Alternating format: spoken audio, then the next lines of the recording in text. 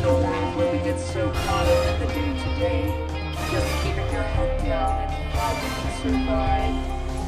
We float by each other like ghosts every day, ignorant to the struggle, the fight with one another. Replace it with the fact that our systems are broken, with the fact that the top 10 will always be first in line, the fact that we are killing our planet and allowing them to keep us divided. We must stand together and rise up. It's time we wake up, and that is a difficult truth.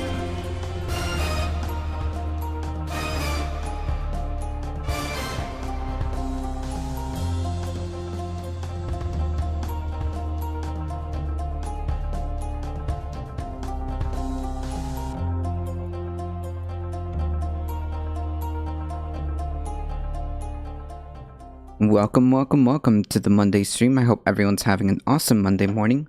Thank you so much for the follow, Judge Judy Slayer. Appreciate that. Today we have a few headlines to go through, and then we will be continuing our journey through the IPCC reports. Let me make sure we got all that.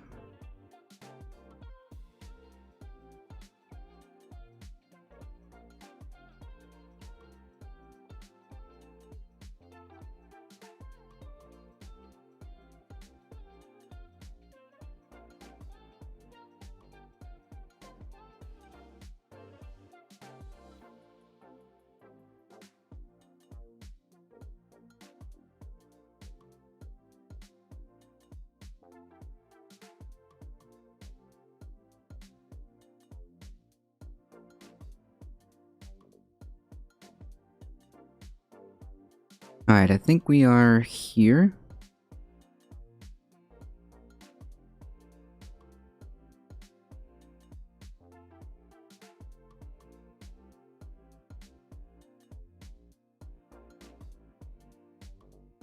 Let me make sure we got everything ready.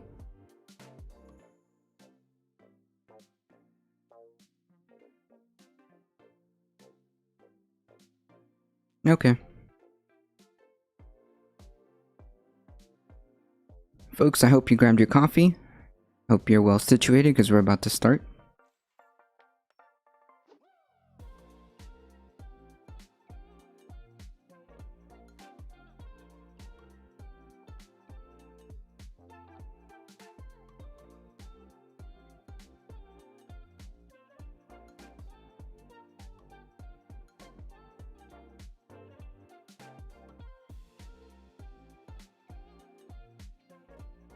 Oh, Florida.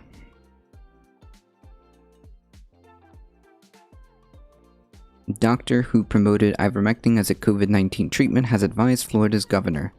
Yeah. First of all, not a infectious disease doctor. A psychiatrist who has advised Ron DeSantis on the coronavirus pandemic recently promoted a drug for COVID patients that federal disease experts have strongly warned against after a spike in calls to poison control. The surge of interest in the parasite drug ivermectin prompted the CDC on Thursday to issue a national alert advising against its users to treat coronavirus. Yeah, if you don't know what you're doing, do not take things that are not yet fully studied. I mean, furthermore, do not take things that are not fully studied, not FDA approved, and for livestock. I mean, I know it's like 2021 and we have to like issue this, but the maker of the drug, Merck, has also said there's no scientific basis to claim that ivermectin is effective against the COVID-19. Even the maker of this drug. So, in other words, it isn't some plot to hide a cheap and effective treatment for COVID. Because if not, the maker of this drug would be all over it.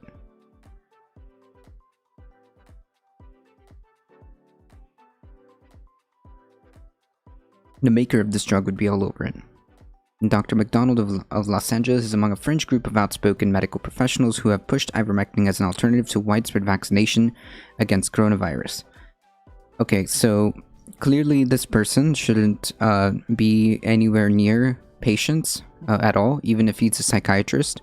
A psychiatrist, from what I understand, has the ability to prescribe medications.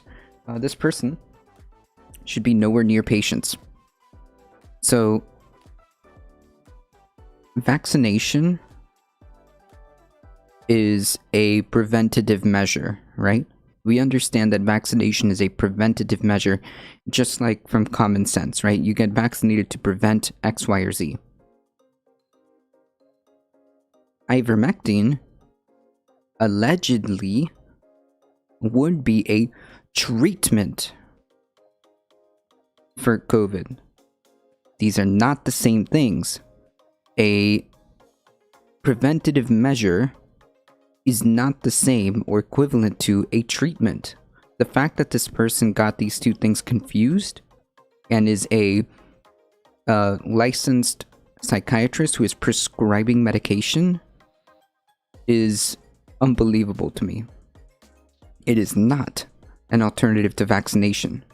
An alternative to vaccination would be some type of preventative, a more apt parallel would be another preventative measure. This is not a preventative measure.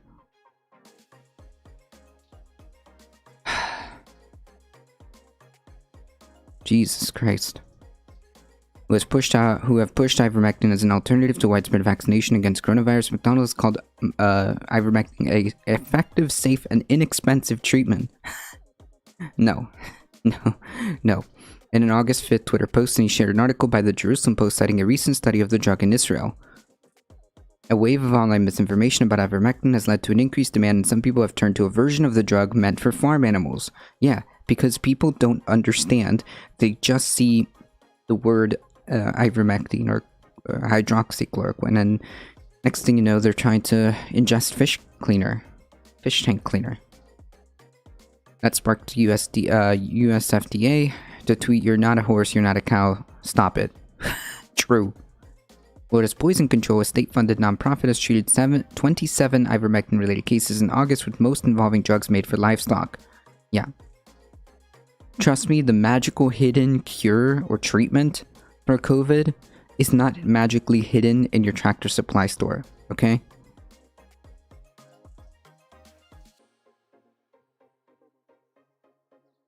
McDonald called people who think ivermectin is a drug for horses ignoramuses. The drug can treat parasites in both humans and animals like horses. Yes, there is a human prescribed version that has its specific use. Yeah, that's true. In a phone interview, McDonald made clear Friday that people should not get ivermectin from a feedlot, but he said people are ingesting livestock medicine out of desperation because the federal government was preventing doctors from making the drug available. No. No, it's... First of all, the FDA is investigating its potential. Okay? The FDA is investigating its, quote, potential, if there is any. The point is, we don't have concrete, definitive evidence, conclusive evidence that this is a effective treatment. What we do have are known effective monoclonal antibody treatments. We have remdesivir, we have Regeneron, which are proven, and we have a vaccine for preventative measures. Right? We have three vaccines for preventative measures.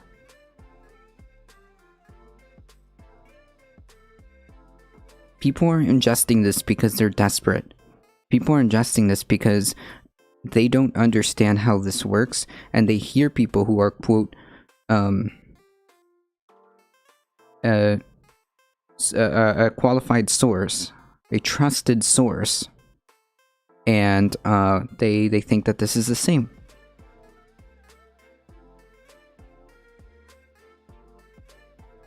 McDonald has accused the FDA of sidelining ivermectin because it already has spent billions of dollars to max vaccinate the population. First of all, what is the medical saying? A ounce. What is it? Ah, shoot. An ounce of prevention is worth a pound of treatment or something like that. An ounce. Yes, an ounce of prevention is worth a pound of cure. Okay? That's why they prioritized vaccination. Again, how is this person still allowed to practice is beyond me. Jesus Christ. I mean, granted, he is a psychiatrist. He's not an infectious disease expert. So, just out of that, we can disregard anything that he has to say when it comes to infectious diseases. But the fact that this guy can, like, actively prescribe medication as a psychiatrist is disturbing.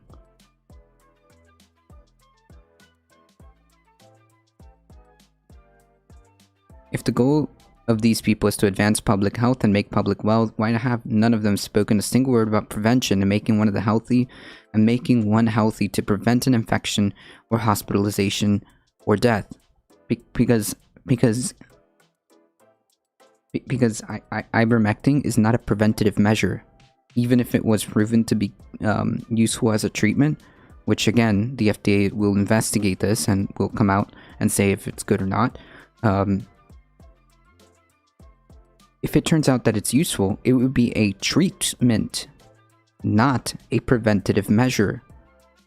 The best thing that you would like in the situation like this is preventative measures, i.e., vaccinations, masks, social distancing, so on and so forth, right? I think there's a lot of dishonesty here. Haha, yeah, true. And cancellation of people who support truth. Lamau. Dr. John Sinnott, the chairman of internal medicine at the University of South Florida's Morsani College of Medicine and an epidemiologist at Tampa General, said it was evil for people to promote ivermectin as a COVID treatment because it distracts people. It detracts from appropriate care. So, like, okay, so, the problem with this framing is that they're doing a, I think, irresponsible version of both sides, right? Because you have the person who is not an epidemiologist, and then at the bottom, so you have to read the bottom, an actual epidemiologist. So, I mean, Jesus, a bit irresponsible there.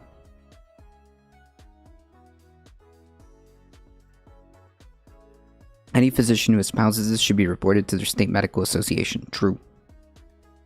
McDonald was one. Oh yeah, here's the great kicker of this whole thing. McDonald was one of the several doctors summoned by DeSantis for a July closed-door discussion of mask policies in school. Why would you turn to a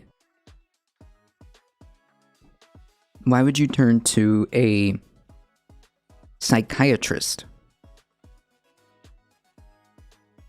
Why would you turn to a psychiatrist for making policy regarding a pandemic? What? This is like me going to like an engineer and asking them to like fix my car, and they're like, well, I mean, I'm an engineer, but like I'm not a mechanic. I don't know if that analogy makes sense, but close enough. Hey Darknet, Ron Johnson is promoting ivermectin too. Jesus Christ. Like, have we all just like collectively lost it?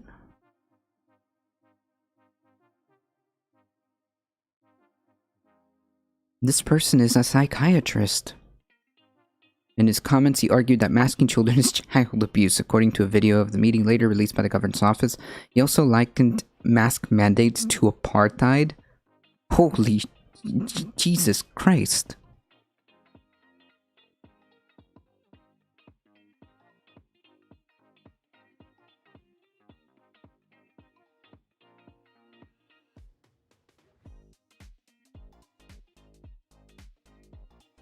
South Africa's racist system of segregation during the 20th century.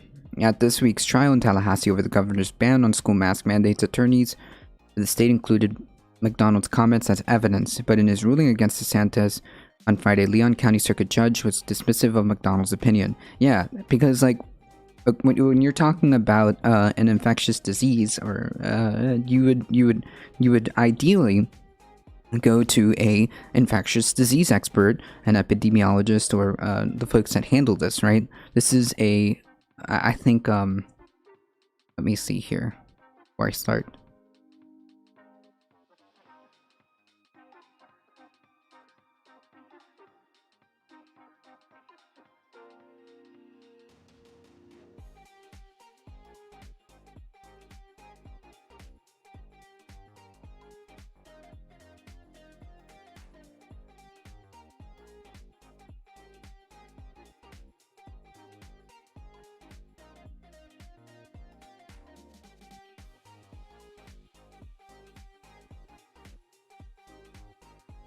This is borderline.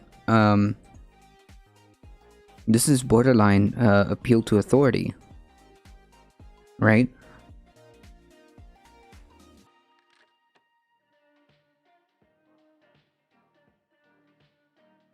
Hi, someone told me that the vast majority of newly infected people in Israel are vaccinated. Can you say something about that? I have no idea. You'd have to prove it. I don't know. You'd have to submit evidence to back that claim up, because I don't know. McDonald is one of several medical professionals from outside the state's network of public health experts, who DeSantis has leaned on for guidance throughout the pandemic. DeSantis has also regularly turned to Dr. Scott Atlas, a Stanford neuroradiologist favored by President Trump. Atlas reportedly clashed with other White House coronavirus task force members last year. Last year for urging Trump to let the virus run its course without government intervention. This is insanity. This is insanity. Again, I would also like to point out, why is a neuroradiologist having input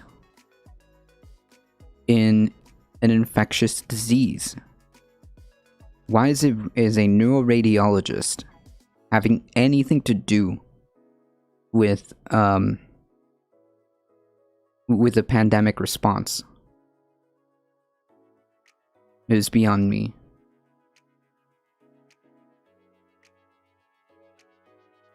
At the mass trial, Florida attorneys called on Stanford University professor Dr. Jay Bhattacharya to defend DeSantis' order, not State Surgeon General Scott Rifsky's. Bhattacharya, an early opponent of business restrictions aimed at curbing the virus' spread, testified that he has been an informal advisor to the governor. Like, he's just surrounded by a bunch of like people who are in places they shouldn't be. This is wild. In a Friday statement to the Times and Herald, I mean, like, this is the equivalent. Hold on, this is the equivalent of like, quote, do your own research, and like this is what it leads to. Oh yeah, well, like this dude who's like, I mean, he's got like a fancy title in front of him. I mean, yeah, he must be right. Like, no, what title? What kind of title? Like, why is a psychiatrist even like involved in this? Why is a neuroradiologist even involved in this? Where are your infectious disease experts? These are the people who are supposed to deal with these type of things.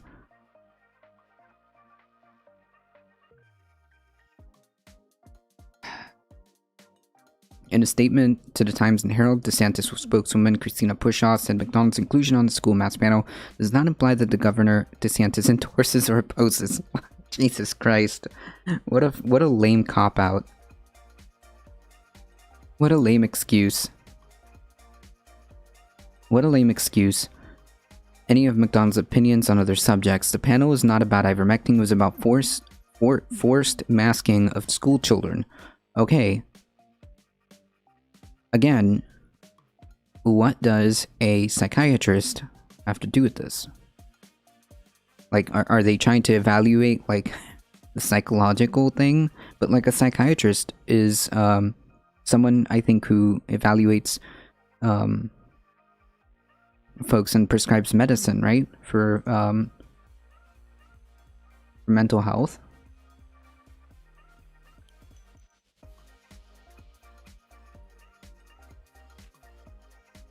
Okay, hold on. Fake news. A psychiatrist is a medical doctor who specializes in mental health, including substance and disorders. Psychiatrists are qualified to assess both the mental and physical aspects of psychological problems. So is the idea that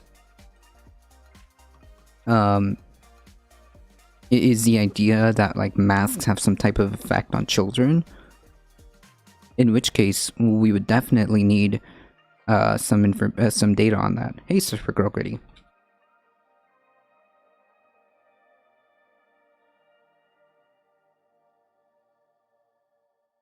McDonald has a history of comments that defy the consensus of the greater medical and public health community. He shared on social media a graphic that called people who wear masks, oh lord, and posted comments skeptical of vaccines.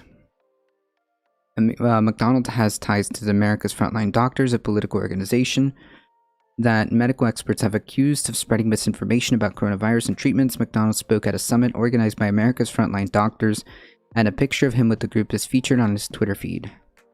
On Friday, NBC News reported that America's Frontline Doctors is one of the leading purveyors of ivermectin as a false cure. Right, so like here they continue to conflate this. Okay? You can't have a preventative measure and a treatment, right? These are two different things, right? A preventative measure, like a vaccine, is not a treatment.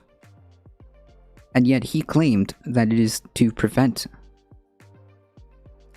This makes no sense.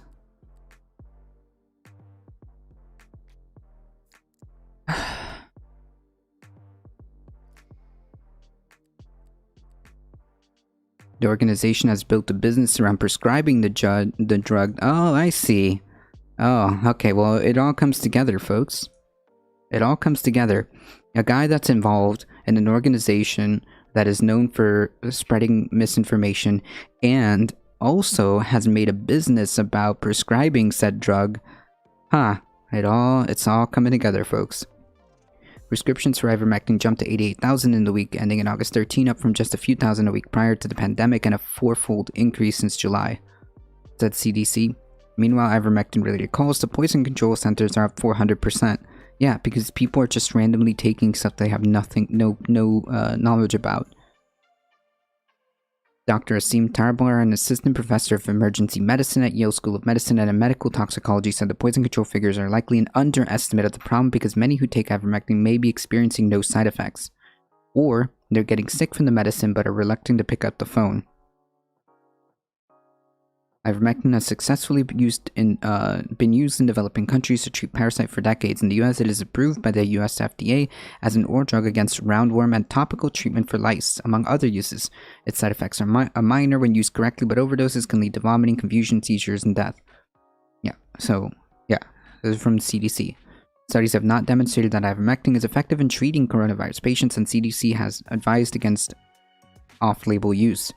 The National Institute of Health said in February that clinical studies on ivermectin have varied, with some suggesting some benefits while others showing little or worsening change in patients. So in other words, we don't have conclusive results, which again, the idea that there's some like conspiracy to hide this is just not true. Okay? The NIH is investigating this. Okay? We just haven't had a conclusive efficacy on this thing. So why use it? Wait, if we have proven treatments already on the board.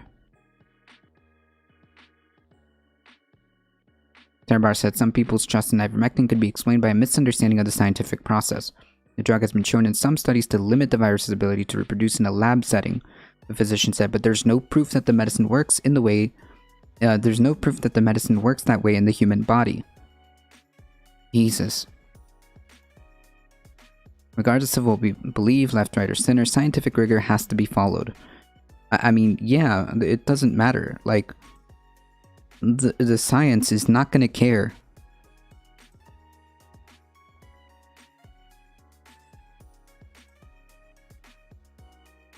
And it's so sad because people are unironically getting hurt because they don't understand. And meanwhile, we have the quote, America's Frontline Doctors creating a business prescribing this.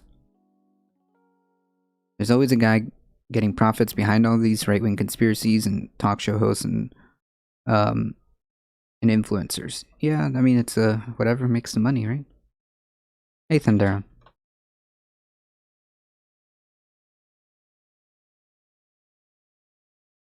The sad part is the victims die, yeah, or get severely hurt. I mean,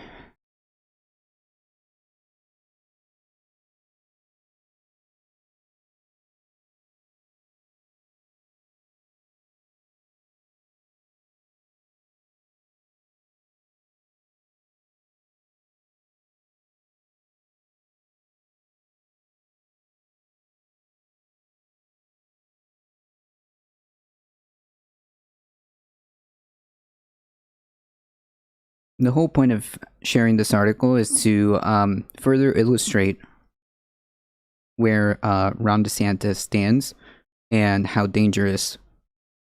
um, how dangerous this guy is as a leader and should be removed in 2022.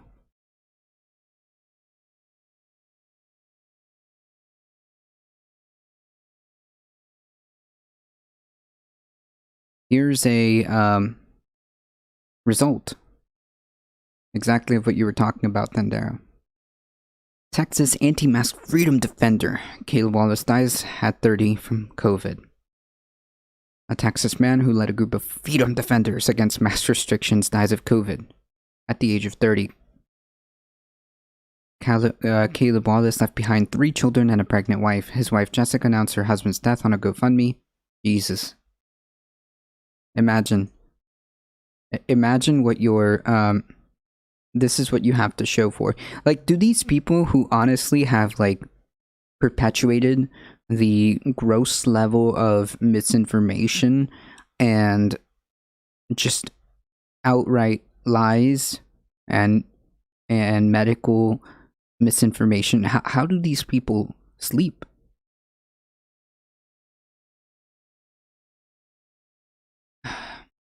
Caleb has peacefully passed on. He will forever live in our hearts and minds. Wallace, who has been unconscious since August 8th, he lives in San Angelo, northwest of Austin, 90 miles south of Abilene. Wallace helped organize the, quote, Freedom Rally on July 4th, a gathering described in a flyer as a peaceful protest by people sick of the governments being in control of our lives. Jesus Christ. He also founded the San Angelo Freedom Defenders, a group to educate and empower citizens to make informed choices about concerning local, statewide, and national policy, to encourage them to actively participate in their duty to secure God-given and constitutionally protected rights. Jesus.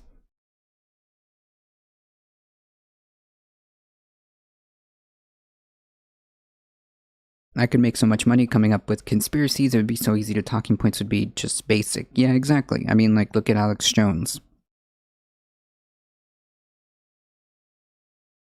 Jessica Wallace said her husband got sick in late July but was so hard-headed he didn't want to see a doctor because he didn't want to be part of the statistics with COVID.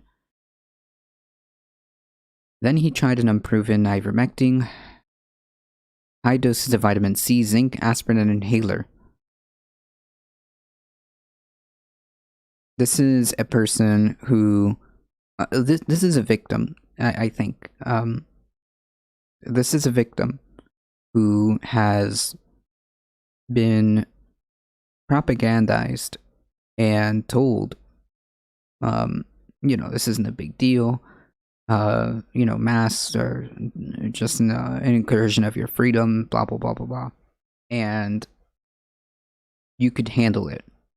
Well, it turns out, unfortunately, the facts here do not care about your feelings, about how you feel that you can handle this virus or not. Despite your feelings on how ivermectin works, it's irrelevant. This person is dead. This person is dead. Nobody's allowed at my grandparents' lake house if they aren't vaccinated. Someone brought their anti-vax friend over one day and I never felt so mad. and sick and scared because she survived breast cancer 3 times and is recovering from heart surgery and fractured spine. Yeah. Like, and that's a completely defensible statement. If you have vulnerable people, considering someone who survived breast cancer 3 times and is recovering from heart surgery and a fractured spine, yeah, I'm sorry, but you gotta be conscious of people like this. How do you know? How do you know that that person? How do you know that that person is a 3-time cancer survivor? Right? You have to be under the assumption that the people around you could potentially be vulnerable folks. So ideally, you would want to take them into consideration. Okay? Ideally you would like to think to yourself, could this person be a vulnerable a vulnerable member of the population?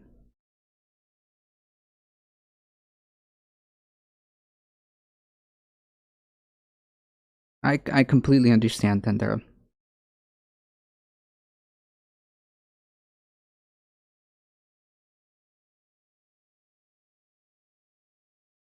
You have to operate under the assumption that you are most likely coming into contact with a potential vulnerable person. Even if they look young and healthy, how do you know that?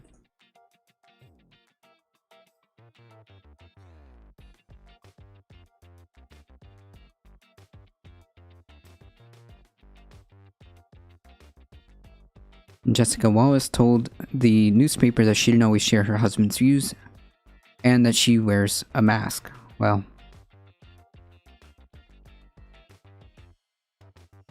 this is unfortunately the result of what happens when you think. This unfortunately happens when you think that you did your own research and think you have it all figured out. Think that you somehow managed to outmaneuver folks whose entire lives are revolved around infectious diseases and studies that are decades in the making. And what, you think that you outmaneuvered them? It was like a whole drama after we said they couldn't be here. Like, sorry, my grandma's life is more important. Absolutely. I completely understand. If you have a vulnerable member and someone wants to be that person, sorry, no. No.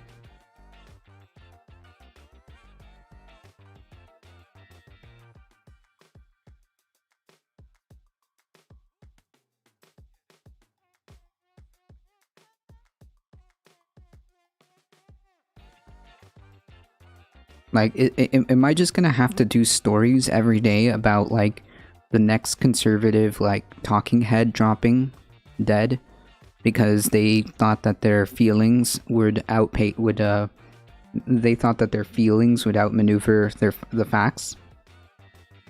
And again, this isn't like a thing to own anybody. This is sad. This is sad, infuriating. Third conservative radio host who condemned vaccine dies of COVID. A conservative Florida radio host who spoke out against COVID vaccines died after a week-long fight with the virus, making the third radio personality to die from the coronavirus who publicly rejected vaccines. The death of Mark Bernier, and he's a vulnerable person he's in the vulnerable population group. This is unbelievable. It was a mainstay on talk radio in Daytona, was announced Saturday night in WNDB, the radio station he was affiliated with 30 decades. Of its great sadness, yeah. Bernier was known for inviting differing viewpoints on his show, including Democrats, but he had publicly railed against vaccines.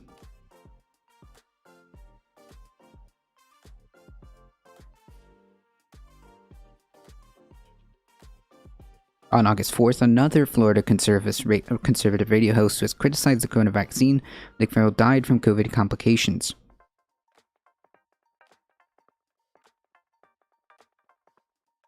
He had strongly condemned the coronavirus vaccine, posting on Facebook on July 3rd, "Why take a vax promoted by people who lied to you all along about masks, where the virus came from, and the death toll?"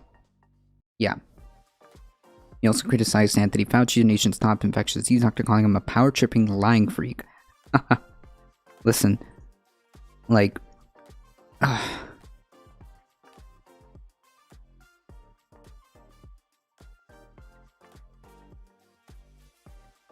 even if Dr. Fauci lied through his teeth this entire time, even if he literally lied through his teeth this entire time, and I want people to seriously think about this.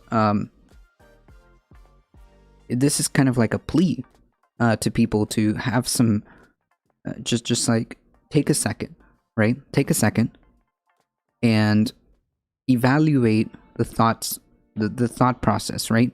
Even if Dr. Fauci had lied this entire time, even if he lied this entire time, Dr. Fauci is one person.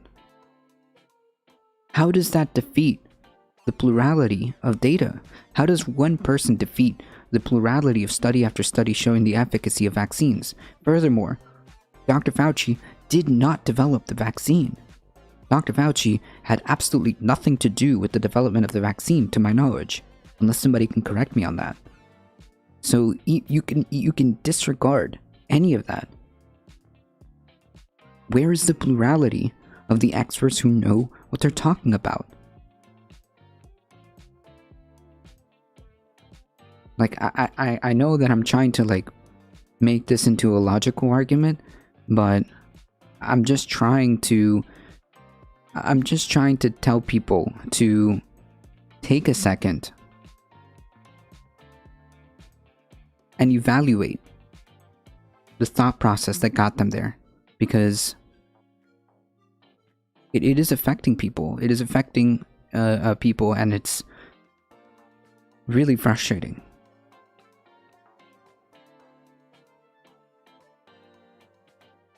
This pandemic is going to keep on going until we start making vaccines mandatory.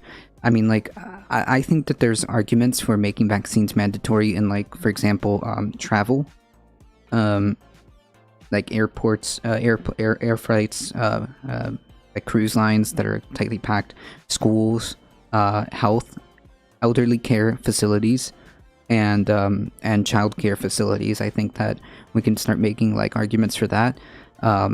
It's no different than any vaccine mandate we've had before. Literally no different.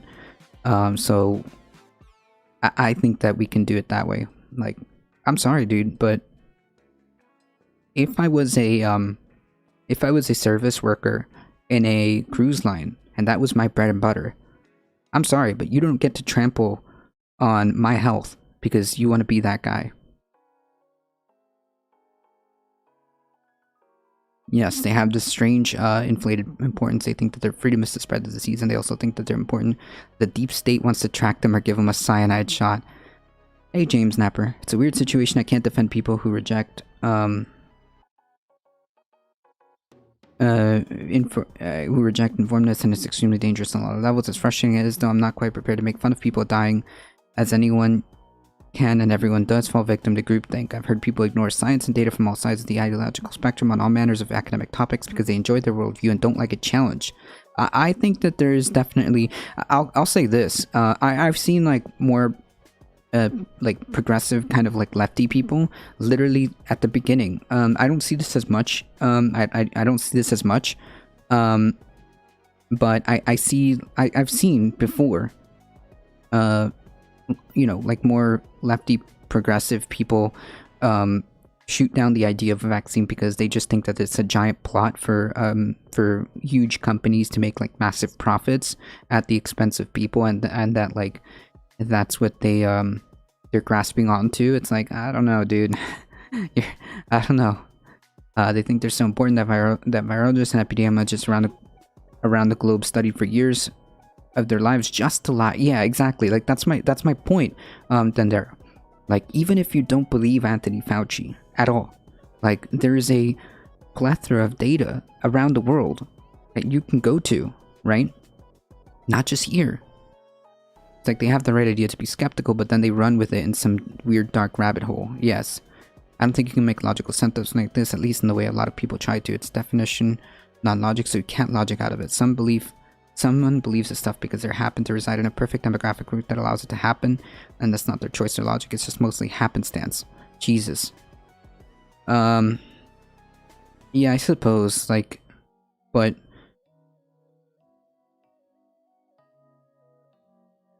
I mean, I was discussing this yesterday, so then, like, what do we do? Like, there's nothing wrong with being skeptical. However, when do you move from healthy skepticism to just, like, alternate reality? Yeah, I saw that, Thinking Sabercat. Yes, I know, Thinking Sabercat. Darknet just posted that, earlier, about Ron Paul.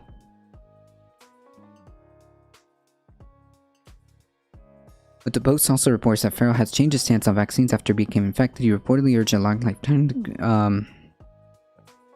Thinking Sabercat with the 6 biddies. Thank you so much. I appreciate that. Urged a long lifetime to get the vaccine and regretted it, not getting himself. And this is the sad part. This is a real sad part. Right here.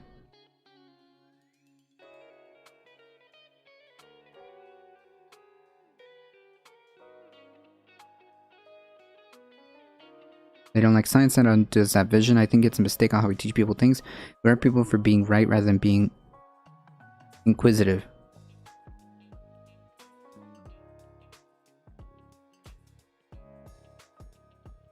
We reward people for being, quote, right rather than being inquisitive. Like, but what does that mean though? Like, inquisitive meaning like, oh, I'm gonna poke holes in this and see where we can go? Or inquisitive meaning like compulsively contrarian? I don't know. I mean, like, if the math checks out, the math checks out, right? I'm a young, healthy person, extremely low risk for COVID, but I still got the vaccine back at May to protect others around me. I wish others had this mentality. Yeah. Same. If it's a Republican voter who's economically desperate and undereducated and looking for something to grab onto and fall for the right-wing talking show and anti-mask conspiracies and end up dying, I feel bad. But for those radio hosts that got the major profits and end up dying, I really don't feel anything. How many families have they destroyed? Yeah, but I mean, like, at the end of the day, most of these people, like this guy, unironically believed it. This guy unironically believed it.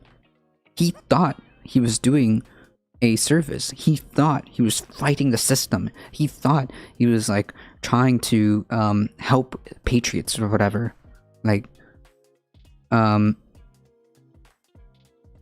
unfortunately, he also happened to have a platform that reached people, a lot of people. That's the problem. But I don't know if he, like, did this to quote, like, grift. This dude literally thought that and was calling the US government, you know, Nazis. Like, this guy really thought this.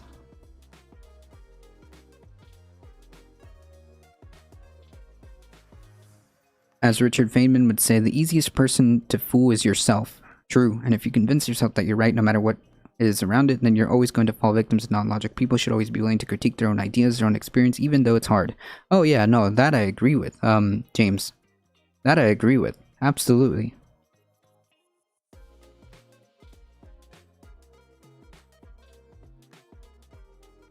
That's actually different for me. If the radio host actually believes what they say, like Mike Pillow, then I have sympathy, but if they know they're doing and make profits, they can get fucked.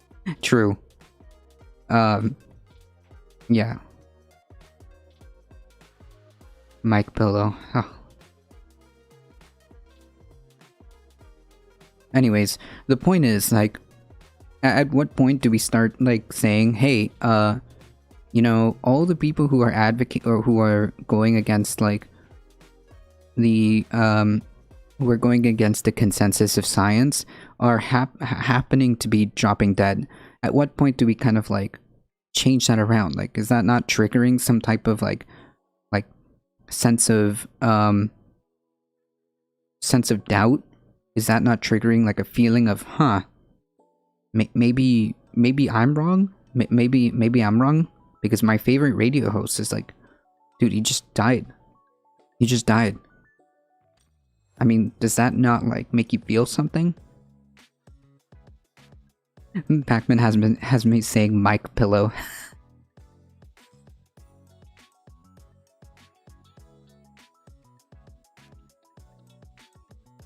Alright, again, reasons why I think that vaccines should be mandated in for school, for healthcare,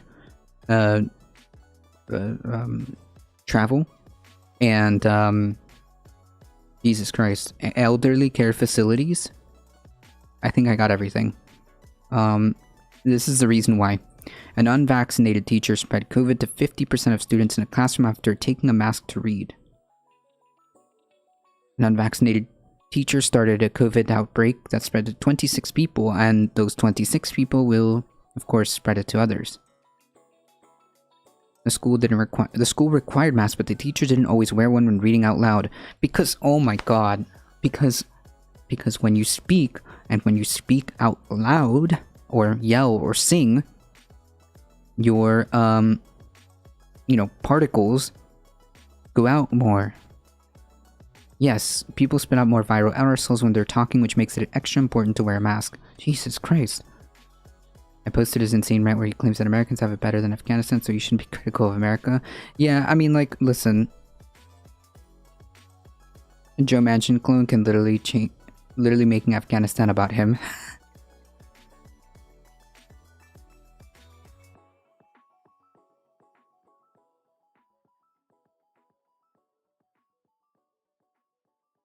Listen. Bill Maher is Bill Maher. I mean,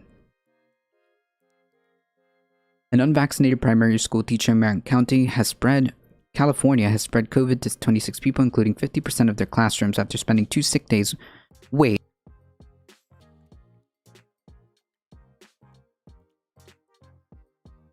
This person spent 2 days sick at school and did not mask, according to the CDC prevention report. Jesus Christ.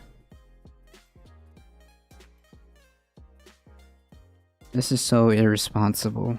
The report published Friday highlights how vital it is to both vaccinate and mask elementary school teachers to protect children who cannot get under 12 who cannot get vaccinated.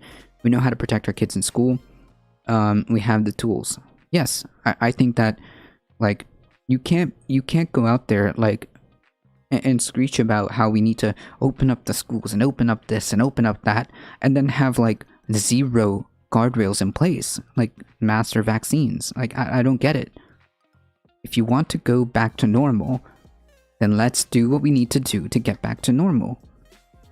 If that even is a thing.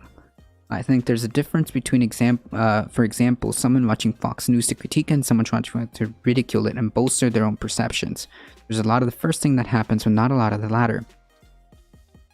I think that the kind of negative partisanship really does amplify the effects of group divisions. That's probably why you get lots of people expressing wild opinions about science, even during a time of national emergency when science is keeping you alive. People just fall into the habit that's hard to break if it's all they've ever known. Yeah, like, I may even sometimes fall into this, but I think that we should try to put our feet on the ground and come back down to reality and understand that, you know what, maybe the plurality of science is true. Maybe we should understand that I'm not an epidemiologist. I did not spend decades in school studying this. And that's okay. That's why these other people exist. Did you read about the South Dakota thing? 32% riots because of bikers. The bikers South Park made a meme? Jesus Christ. Yikes. I think we all do. It's good that you identified it too, because lots of people don't. Yeah, like, and it's so easy to do too. So, I've tried everything I got to get my friends in Flint, Michigan to get vaxxed. Even my friend who has 2 and 4-year-olds is scared. They aren't even conservative. Right, like, I know that obviously the overwhelming, like, kind of anti-vax sentiment, the overwhelming anti-vax sentiment is on the right, but that doesn't mean that there is some anti-vax sentiment in elsewhere, right? Obviously, human beings are human beings. And often, and irrationality can affect everybody. Irrationality can affect everybody.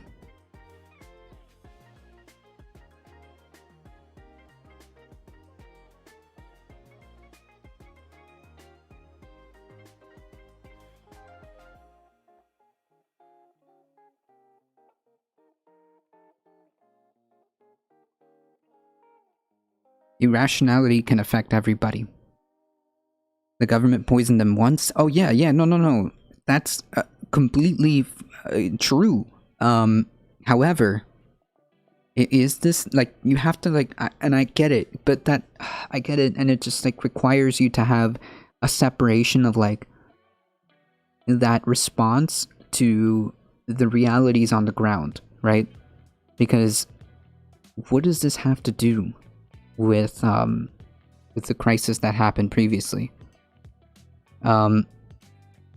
Like, just think about it for a second. What does that have to do with the situation that happened previously? Why is this the same? This is like a false equivalency. And furthermore, you don't have to trust the government. Why? Why do you have to trust the government? There's a plurality of data showing X, Y, or Z. So, like, and it's just, like, hard because I understand. That actually did happen, Thandera. Jesus. South Dakota sees 352 COVID surge in wake of biker event dubbed the super spreader last year. Jesus. Well, it's been almost 3 weeks, I think. So yeah, we're gonna start seeing all of this fallout. The Sturgis event contributes an estimated annual revenue of 800 million to the town of Sturgis, which has a population of 6,600. Yeah. There's been a staggering 352% increase in cases in the state in the past 14 days, averaging 243 cases and 123 hospitalizations daily. Now, if you compare it to the smallpox vax, I don't think anyone is saying people got poisoned during the smallpox vax. Right, this is a completely different scenario. Completely different, but however, I don't think that, like, there's been a serious situation where a I mean, like, with this to indicate that we are going to see some really bad side effects rampant with the COVID vaccine, right? We have not seen any type of evidence, any type of trends that there is a massive, widespread problem, right? With any of them that have been developed. I mean,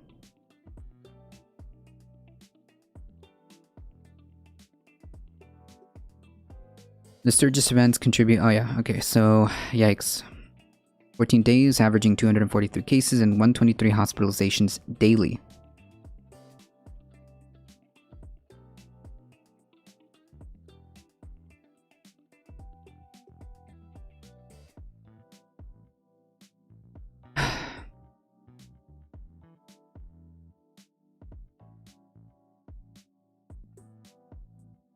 Yeah, this is just sad. This is just sad and frustrating.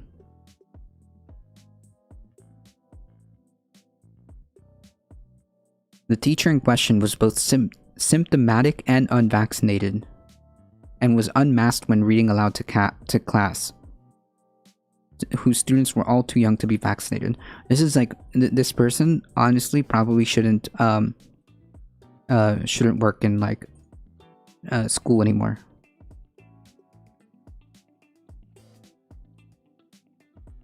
Your actions, your literally part of your duty as a teacher is to like take care of the kids under your purview at the time that you have them, right? During your class, during your time, your job is to take care of these kids as part of it.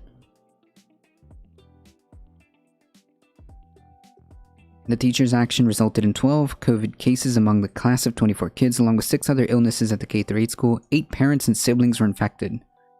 Jesus Christ. The investigation that used viral genome sequencing to determine the cases were all likely related. All COVID cases sequenced in the outbreak were classified as Delta variant, which is twice as contagious as other versions of the virus. No one was hospitalized. Thank goodness.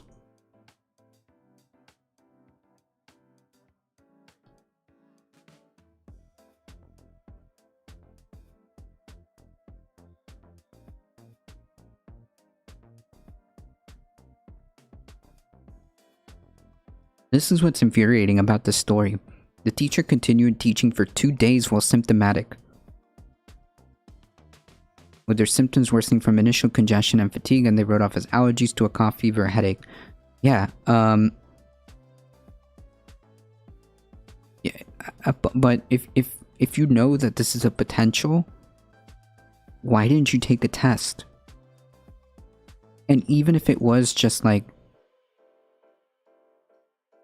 I don't know, just mild like symptoms, why?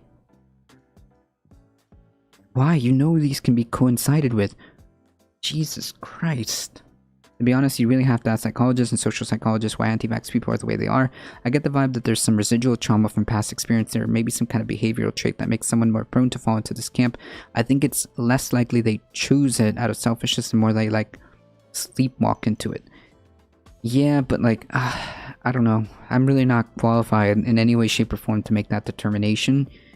I guess it could be a scenario where that happens. Responsibility and expertise seems to be considered since the internet started second guessing in the UK Brexit. It's literally people saying they know better. Yeah, like I did my own research, bro.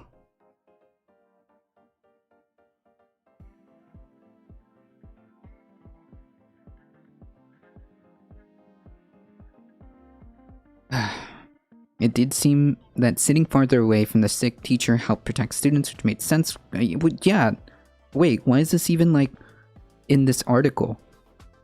You mean like CDC recommendations for social distancing was just there for like no reason? Wait. Wait, there was a reason why the CDC recommendation was put for social distancing, right? You should be X, Y, or X apart because of X, Y, and Z. The logic or reasoning or science behind it is because the farther you are away, the less likely it is that these aerosol whatever they pointed out here, viral aerosols, the less likely it is that it gets to you. Now you combine that with masks, you combine that with vaccines, with people who are eligible, those folks that are eligible for vaccination, and we've got a pretty good defense system set up should we choose to enact it. I mean, responsibility and expertise seems to be sins. Yes, that's true. It's just sad. This is sad. This is sad.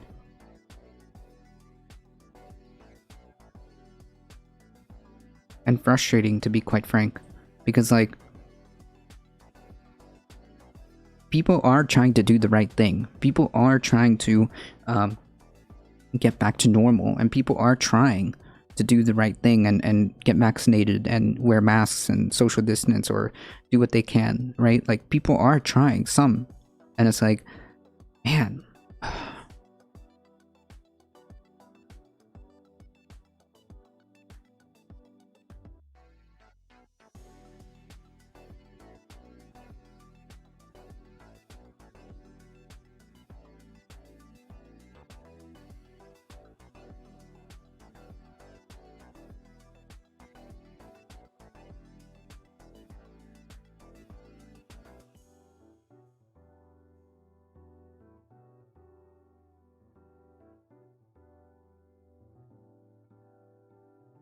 Yikes.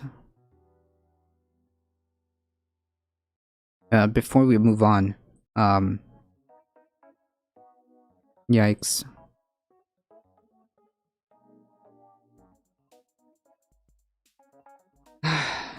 I wonder if Years Underworld will find exactly how bad the COVID spread has been in jails and prisons across the country. I've only heard horror stories.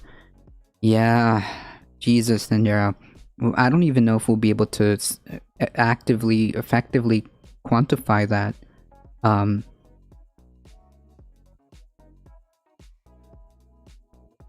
I mean, if it wasn't for that employee, that prison employee who got prescribed ivermectin, we would have never known that they were trying to prescribe this for inmates.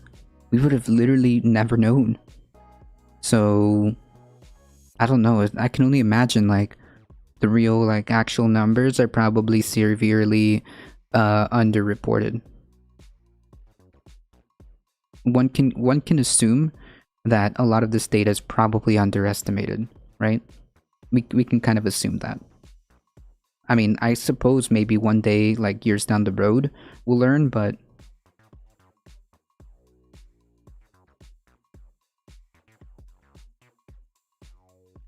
maybe one day. Maybe one day, right?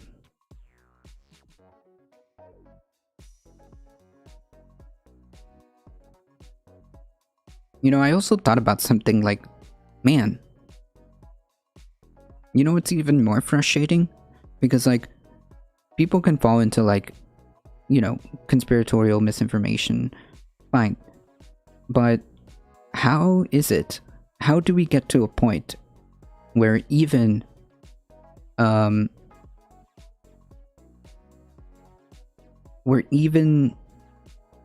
scientists, I'm not saying all, but there's a small handful who have, like, taken the Kool-Aid. Like, Jesus, that's the most disturbing part. I've actually tried the prison pen pal thing just to ask about conditions, but then I realized they probably have people looking through their letters. 100%. Tendera. They unironically, if you send something, you know, even if it's a family member or close friend, it doesn't matter, spouse, it doesn't matter, all of that is filtered. So yeah, if you send something, they will, you can be assured with a 99.9% assurance that they absolutely look through it because of security purposes, or if, you know, somebody's like sending out secret messages out there.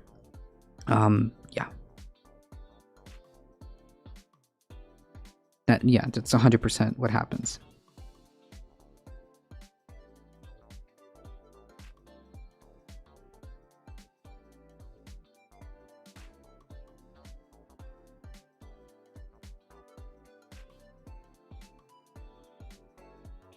Yeah, even on Twitch there's the same claim about COVID, a guy named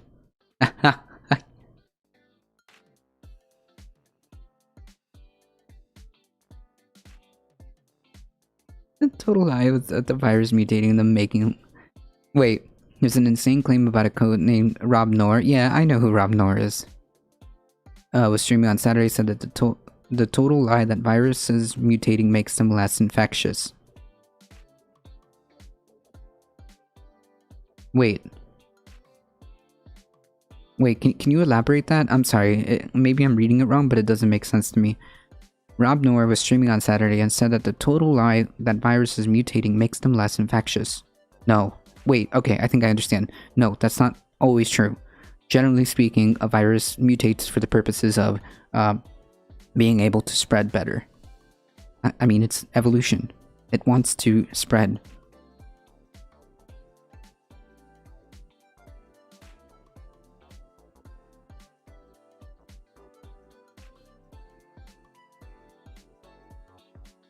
Yeah, like, that's the problem. These like folks literally think that they found some magical like they circumvented the entire, like, planet's epidemiologists and virologists and infectious disease experts have had decades in the field.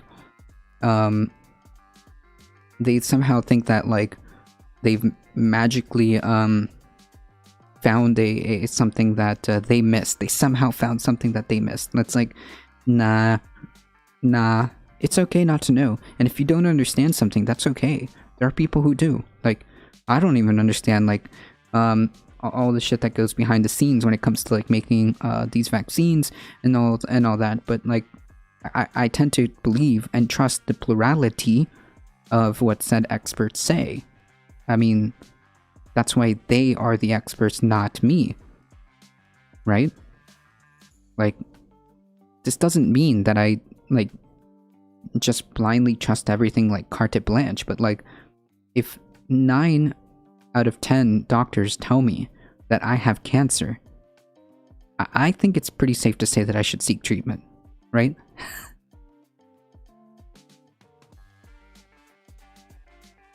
Rob Noor also said Antifa did the Capitol insurrection. Yeah, this is like, I've actually lurked in his channel like once or twice. I was there for like a few minutes, and it's like, Jesus Christ, dude. And like, you know, people listen. That's the problem. Some mutations make it more virulent, like virus humans have in their system. If you get cold or wet, it gives you sore throat. Yep. Yeah, and people listen because, yeah, that's what they want to hear. You know, I also just thought about something. The people who, like, are very adamant about personal responsibility have a really tough time taking personal responsibility for, like, actions that they take or not take. I mean, it's really weird. It's really weird. The folks who are always like, well, you need to take personal responsibility and blah, blah, blah, are like, when it comes down to it, they often, more than not, like, do everything they can to not take personal responsibility. It's like they live in this, like, double-think world.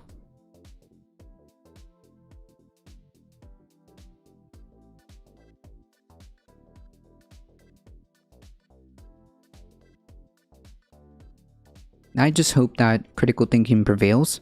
I just hope that, like, common sense prevails.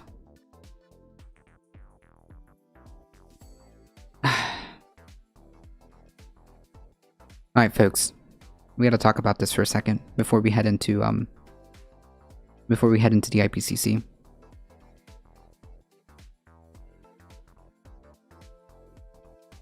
You actually explained that BLM did more damage than Capitol. Still Lauren Southern is doing whataboutism on Twitch now. Oh, wait, she's on Twitch? Oh, lordy. Oh, boy.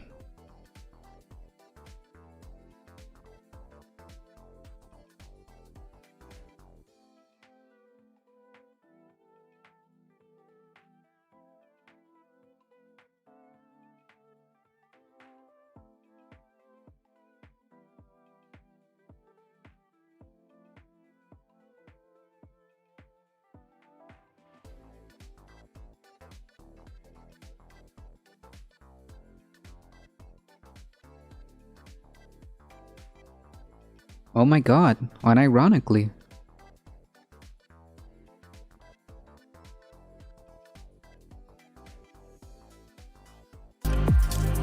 So. Yeah, unironically.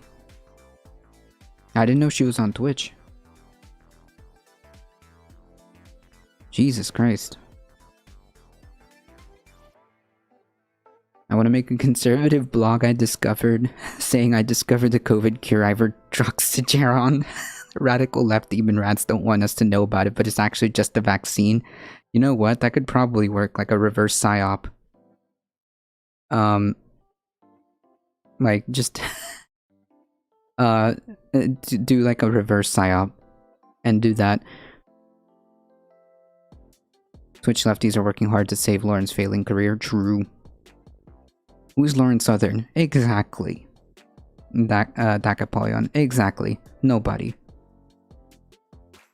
Nothing we need to talk about.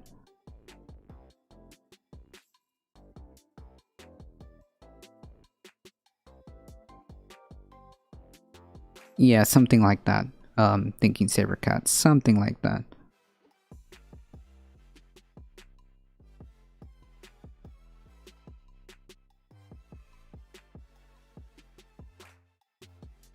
I wouldn't want to lie, the folks actually work on a blog. I just have to dye my hair blonde like the Fox host. I mean, listen. At this point, listen. If there's any like right-leaning friends who are a little bit on if there's any right-leaning friends who are having trouble discerning whether or not they want the vaccine, just take a second and listen to this. I recommend take the vaccines. I did it. It's good. Take the vaccine. No, that's it.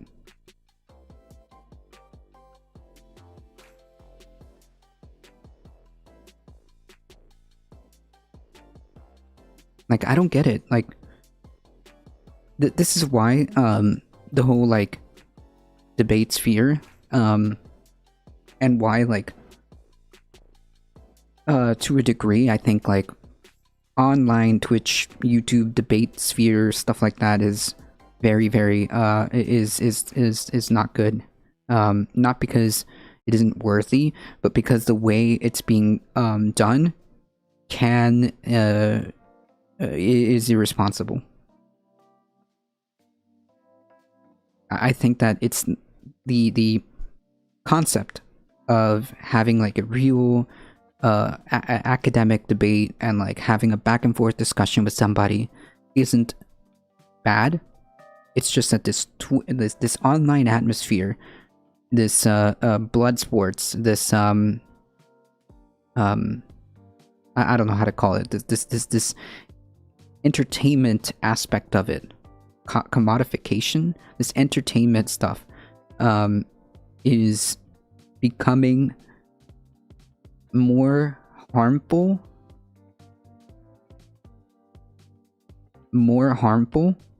than it is trying to advance meaningful political discussion. Because like we are now talking about like how we can how like X can dunk on Y, and how bad Y dunked on X the other day, and like Jesus Christ, it's just become entertainment. So all these real important issues, these legitimate issues that we need to talk about, get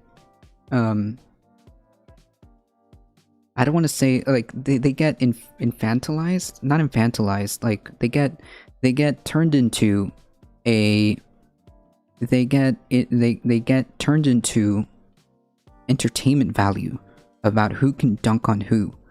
Yeah, quote lefties. Yeah, actually, Darknet, you know what? That's a very good point.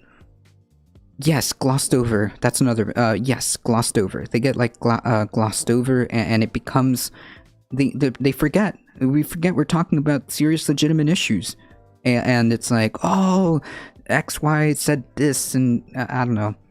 But hold on, that's actually a very interesting point.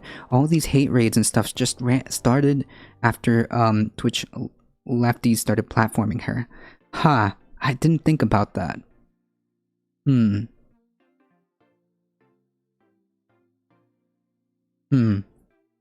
didn't think about that.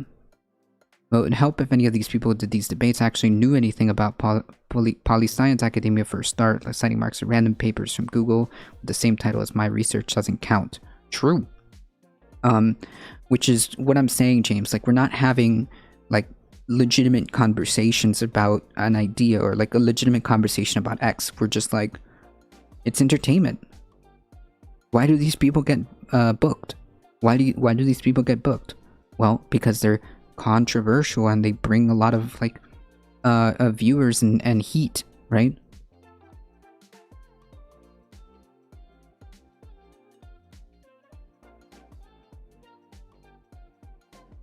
And that's what they want. That's what they crave. It's like they crave those well, it's not crave, but like it incentivizes this type of behavior.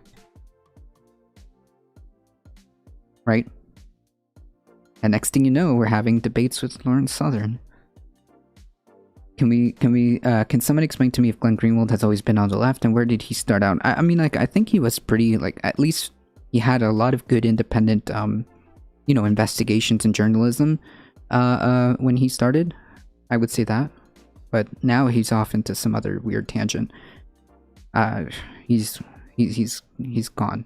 It's basically the Jerry Springer show whenever I hear according to a Twitter post, I turn off as Twitter is horrible for knowledge or intent. Yeah, like, wait. Yeah, you're not gonna have meaningful political discourse on Twitter. I'm sorry. Wait. Yeah, you're never gonna have, like, meaningful, like, political discourse on Twitter.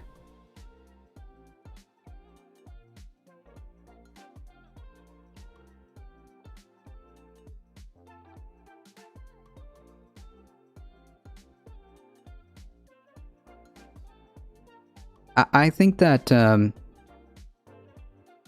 I usually disagree a lot with with how Bad Bunny approaches certain things, but I would say that just don't do this. Like, don't platform someone that you know.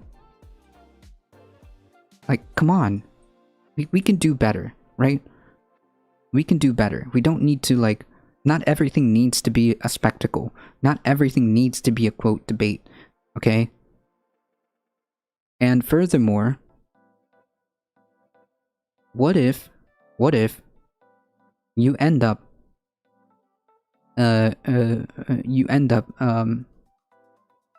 making someone like Lauren Southern palatable? What if you actually end up making someone like Lauren Southern palatable, right?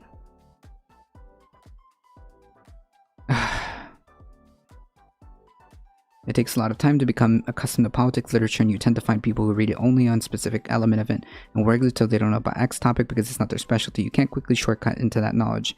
You won't ever get it by watching YouTube videos. True.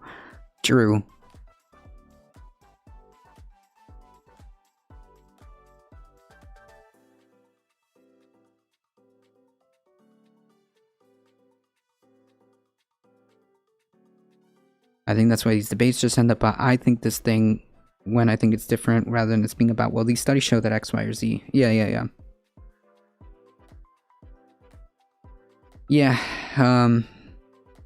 Yeah, well, it's not about being right. It's about winning the debate.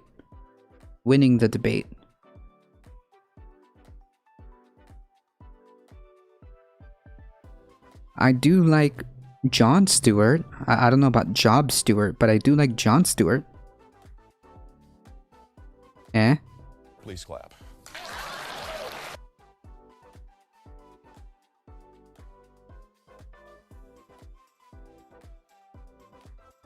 And by the way, poli-sci literature gets a lot of bad rap. There's really good writers and thinkers in there that people should check out. Oh, I'm sure. I don't doubt it.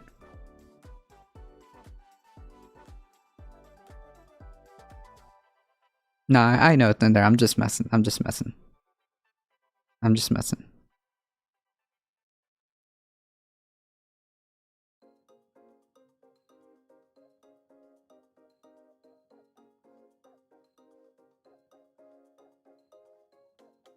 This ultra liberal body, the trans tubers and disabled and autistic tubers, really nice. And then out of thin blue, she buddied up with Bear White. Ugh. Yikes. Now, so yeah, to Darknet's point, like, for example, how did the debate between the Serfs and JF look? How did the debate between the Serfs and JF look? JF Giuseppe? I'm sorry if I'm mispronouncing, but it's how did that look? The Serfs and JF. How did that look? Did that look particularly good, or did it look like? Maybe? And again, this is I'm speaking from an outsider perspective. That maybe like, dang, it seems like JF is like throwing out these like massive like dunks that Lance wasn't prepared for, and the conversation went to an area that Lance wasn't prepared for, yeah. What is the saying? They you never argue with people because they'll bring you down to their level and beat you with experience. I thought that JF debate got canceled. No, the serfs, like, but this is way back then. I think this is like a month ago. A month ago.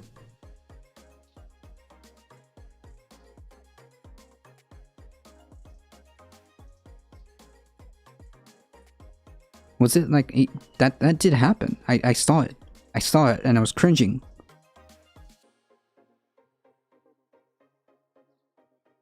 People be ignoring the Reich alarm? I don't know what that means. And still platforming toxic grifters, is it kind of arrogance? Yeah, I'll dunk on them in the great mentality that yields no real positive outcomes overall. I think I agree with you. I don't know what ignoring the Reich alarm means.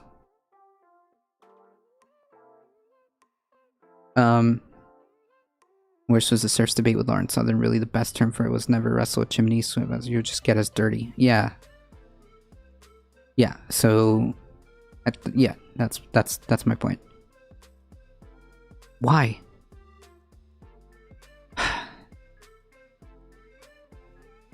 Anyways, TLDR, this is why I don't do, like... this is why I don't, like, actually... as a, main, like...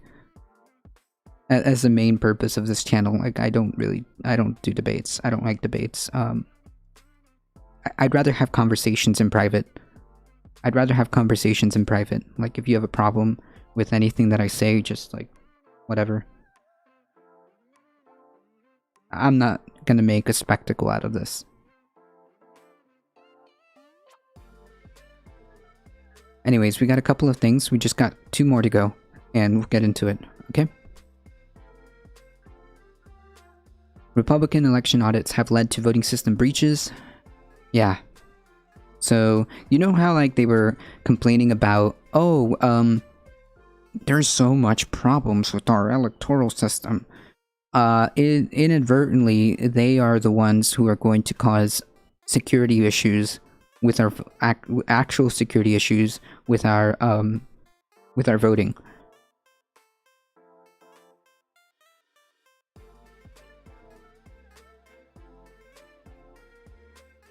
Republican efforts to question Trump's defeat in 2020 have led to voting system breaches experts say pose a risk to future elections. Copies of Dominion system voting software used for designing ballots, configuring voting machines, and tallying results were distributed at an event this month in South Dakota organized by MyPillow chief executive Mike Lindell, a Trump ally who has made unsubstantiated claims about last year's election. Matt Matterson, a top election security official in the Trump administration, said, "We told election officials essentially that you should assume this information is already out there, and now we know it is, and we don't know what hackers are going to do with it." The software copies came from voting equipment in Mesa County, Colorado, and Antrim County, Michigan, where Trump allies challenged the results last fall. Dominion software is used in 30 other states, including California, Georgia, and Michigan. Harry Hursty, an election security pioneer, was at the South Dakota event and said other researchers were given 3 separate copies of election management systems that run on Dominion software. Data indicated they were from Antrim and Mesa counties. While it's not clear how the copies came to be released, they were also posted online and made available for public download. Yeah. The release gives hackers a, quote, practice environment to probe for vulnerabilities and a roadmap to avoid defenses. All hackers would need is physical access to the systems because they are not supposed to be connected to the internet. The door is now wide open. The only question is, how do you sneak in that door? U.S. election technology is dominated by 3 vendors, meaning election officials cannot easily swap out existing technology. The Dominion representative declined the comment, citing an investigation. Hackers could sabotage the system, alter ballot design, or even try to change results. This disclosure increases both the likelihood that something happens and the impact of what would happen if it does. Yeah, so, like, why is it always the case with these people? Like, oh, I'm concerned about election integrity and security and blah blah blah, and, like, they're the ones that are creating the problem. Mike's cyber symposium or whatever, it is opening the door for a possibility that future problems may arise. Maybe. Granted, it is difficult as A, it's not all across the board in 50 states. B, they would have to be able to get to the machines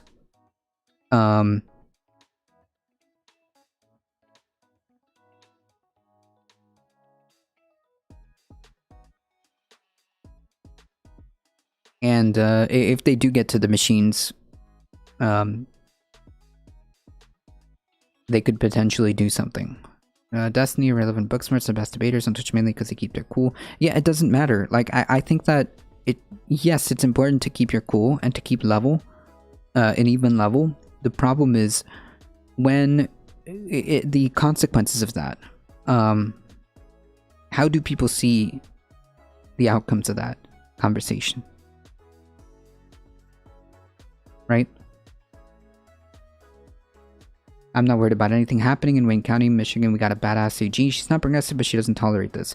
Yeah, like the problem here isn't. The problem here is that if these people spend enough time in a practice environment with the literal like software that is used, and they manage to get access to said machine, which is I understand that the probabilities of this is extremely rare and difficult. Right? Because, like, there's security cameras, there are people all around you. Like, it's not hard. It's not easy to get physical access to the machine, right? However, you are opening the doors for this to be a possibility. And that's the problem.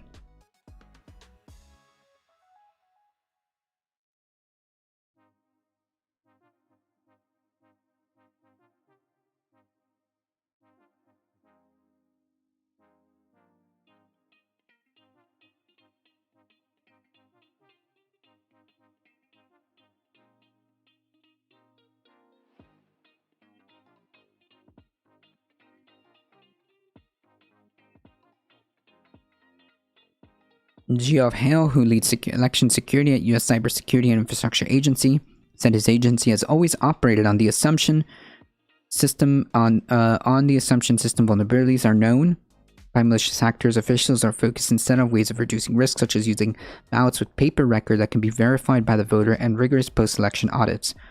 Yeah, which is fine.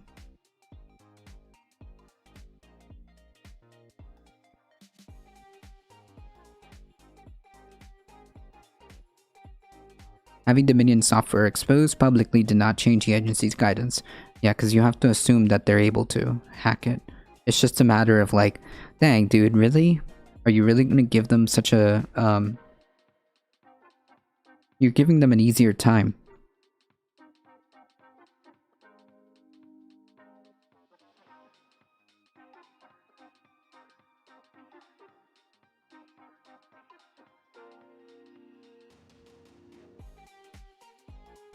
After the county's Dominion voting systems were turned over, Arizona's top election official determined they could not be used again and ordered new ones. Alright, well, that's a little bit relieving. The TLDR is, in your efforts to expose a giant conspiracy that never came to be, you are actively, potentially giving more problems. And giving the very problems you are alleging. Just saying.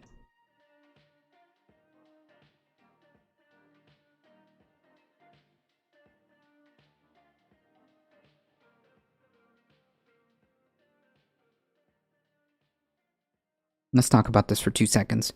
In the past few weeks, President Biden's approval has dropped precipitously, while his disapproval rating has risen sharply amid concerns surrounding the Delta variant of the coronavirus, the associated economic fallout from the pandemic, and the ongoing withdrawal of American troops in Afghanistan. Just how much have things changed for Biden? A month ago, his approval stood at 52.7, disapproval 42.7, according to 538, for a net approval of 10 percentage points. But as of Thursday, his approval rating stood at 47, his disapproval rating stood at 47.0, and net approval of 0.1. In an era of political polarization, where we rarely see big shifts in public opinion of presidents, this counts as a pretty big swing. Jesus. There seems to be two separate events driving this rapid decline. First, Biden's approval rating fell 2 points from July 26th to August 5th as the Delta variant surged. A slight effect This slide is reflected on Biden's overall handling of COVID-2. His approval rating on that issue fell about 3 points from 60 to 57% after hovering in the low 60s for much of his presidency, and has continued to tick down from there.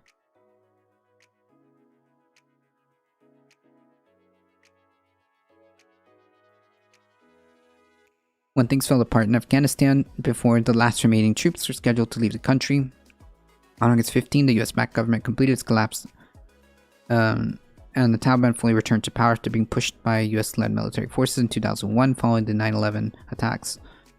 Initially, Americans overwhelmingly supported Biden's decision in April to withdraw the remaining military forces. Even now, there's still more in favor of leaving than staying, but most Americans think that Biden handled this withdrawal poorly. Last week, CBS News YouGov survey said that 3 in 4 Americans felt the withdrawal was going very or somewhat badly. Jesus. While USA Today's Suffolk University poll released on Tuesday found that 62% have disapproved of how Biden administration has handled the withdrawal. So, it seems to me like there are two things that are torpedoing his approval ratings. I don't understand like why the COVID thing is like, what's the problem? Like, he's literally making as much public outreach and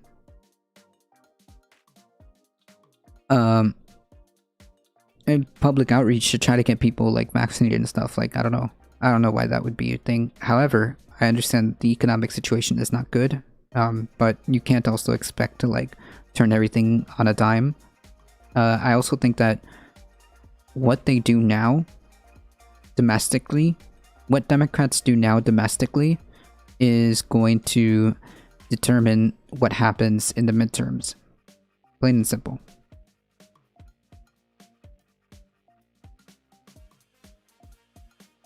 Plain and simple. What the Democrats do now,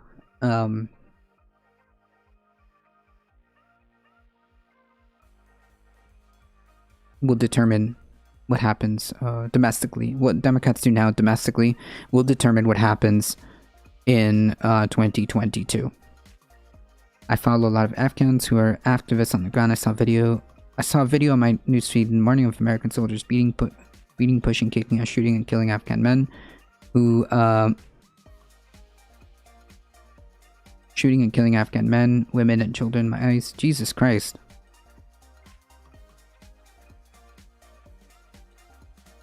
Yikes.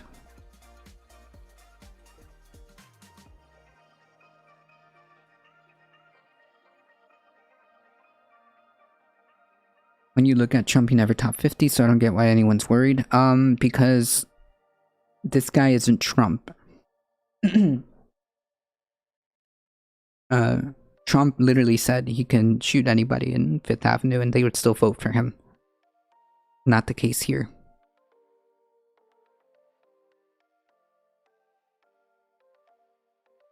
I'm pretty sure we made, I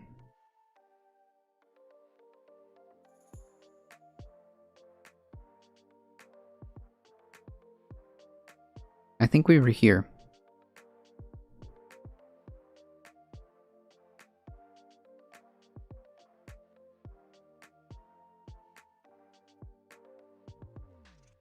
Yeah, if they're interested in winning, they can, they need to supersede that. Jesus, then they're... that's horrifying.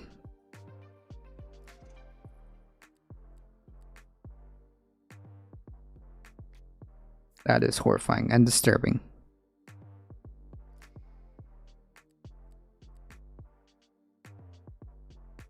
I believe this is where we were at. So I'm going to start from here. Over recent decades, widespread loss of snow and ice has been observed. Several elements of the cryosphere are now in state unseen in centuries. Human influence was very likely the main driver of observed reductions in Arctic sea ice since the 1970s, with late summer sea ice loss likely unprecedented for at least 1,000 years, and the widespread retreat of glaciers unprecedented in at least 2,000 years, meeting conference. Furthermore, human influence likely contributed to the observed northern hemisphere spring snow cover decrease since the 1950s. By contrast, Antarctic sea ice area experienced no significant net change since 1979, and there's only low confidence in its projected change. The Arctic Ocean is projected to become practically sea ice free in the late summer under high CO2 emission scenarios. By the end of 21st century, high confidence. It is virtually certain that further warming will lead to further reductions of northern hemisphere snow cover, and there's high confidence that this also is the case for near-surface permafrost volume. Yikes! Glaciers will continue to lose mass in at least for several decades, even if global temperature is stabilized. Very high confidence. The mass loss over the 21st century is virtually certain for the Greenland ice sheet and likely for the Antarctic ice sheet. Deep uncertainty persists with respect to the possible evolution of Antarctic ice sheet within the 21st century and beyond, in particular, and due to the potential instability of the West Antarctic ice sheet. Current Arctic sea ice coverage levels, both annually and late summer, are at their lowest since the 1850s. Since 1850, high confidence, and for late summer for the past 1,000 years, medium comfort.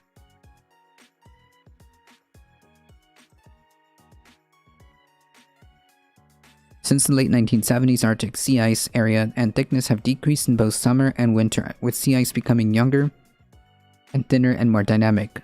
Very high confidence. It is very likely that anthropogenic forcing, mainly due to greenhouse gas increases, was the main driver of this loss, although new evidence suggests that anthropogenic aerosol forcing has offset part of the greenhouse gas-induced losses since 1950s. Medium confidence. The annual Arctic sea ice area minimum will likely fall below 1 million kilometers squared, at least once before 2050 under all assessed SSP scenarios. This practically sea ice-free state will become the norm for late summer by the end of the 21st century in high CO2 emissions, high confidence.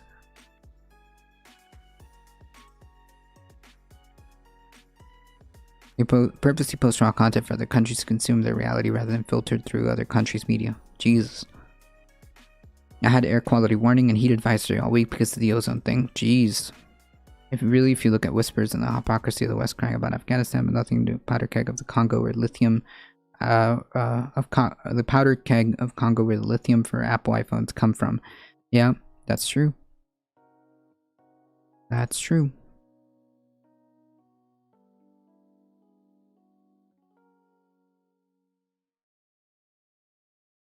I will post this in chat.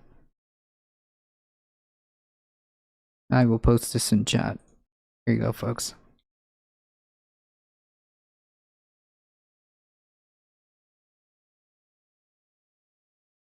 This practically sea ice-free state will become the norm for late summer in the 21st century in high CO2 emission scenarios. High confidence. Arctic summer sea ice varies approximately linearly with global surface temperature, implying that there's no tipping point, and observed/projected losses are potentially reversible. Well, that's good.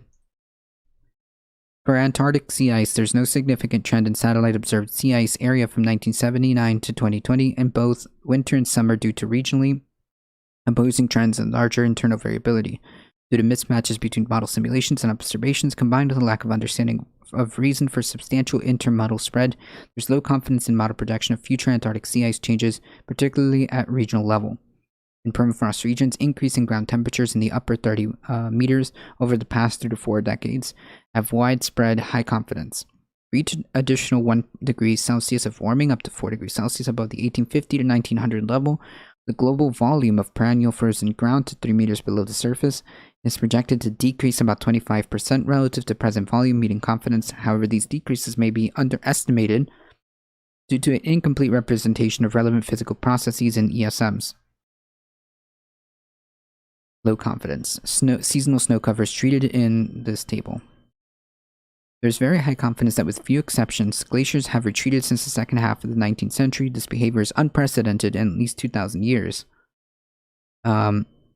Mountain glaciers very likely contributed to 67.2, 41 to 92.6 millimeters to the observed GMSL change between 1901 and 2018. This retreat has occurred at increased rates since 1990s, with human influences very likely being the main driver. Under RCP 2.6 and RCP 8.5 respectively, glaciers are projected to lose 18% plus or minus 13 and 36 plus or minus 20% of their current mass over the 21st century. Medium confidence. Yikes.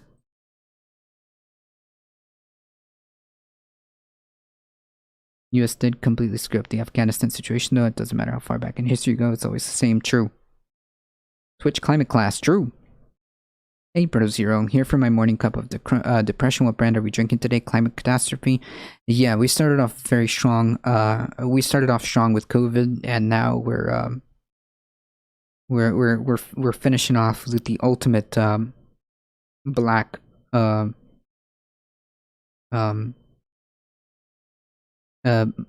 black cup of Morning Joe, which is climate change. This whole thing is such a bummer. True, it is, Alice. But this is to hopefully motivate people to do something. This is to hopefully motivate and get information out there.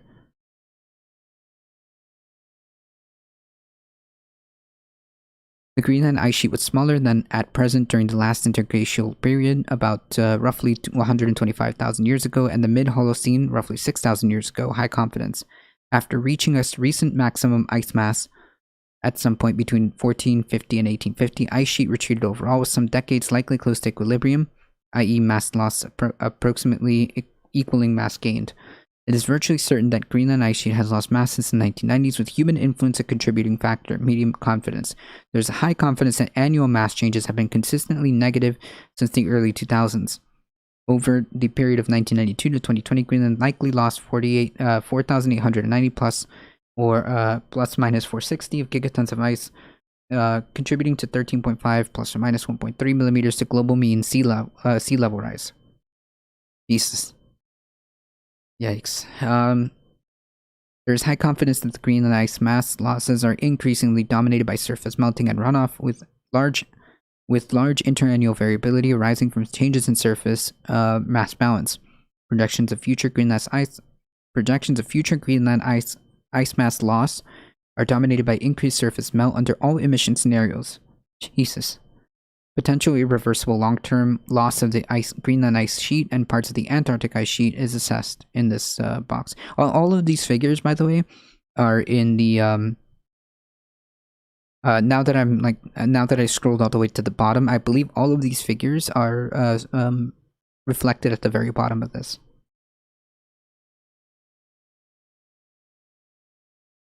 In Whispers, there's a natural element to climate change that could end all bacterial life.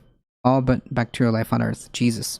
It is something we need a global treaty, but the US started Kyoto negotiations in Paris. Now we have this faux new Cold War. So politically, nothing is possible. I don't think that that's 100% true. I do think that it's...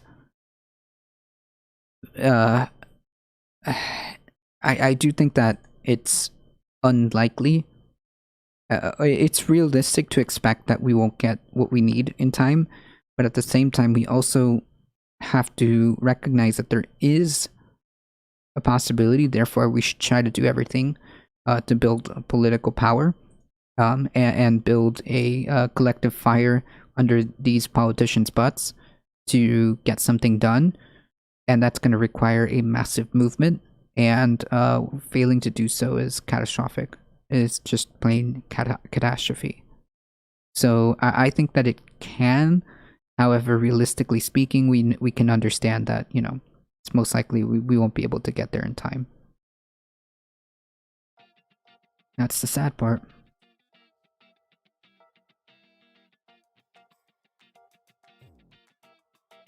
Oh yes, I saw this, thinking Sabercat. I think they took into consideration any type of like volcanic eruption at one point, given but in case you guys want to check that out.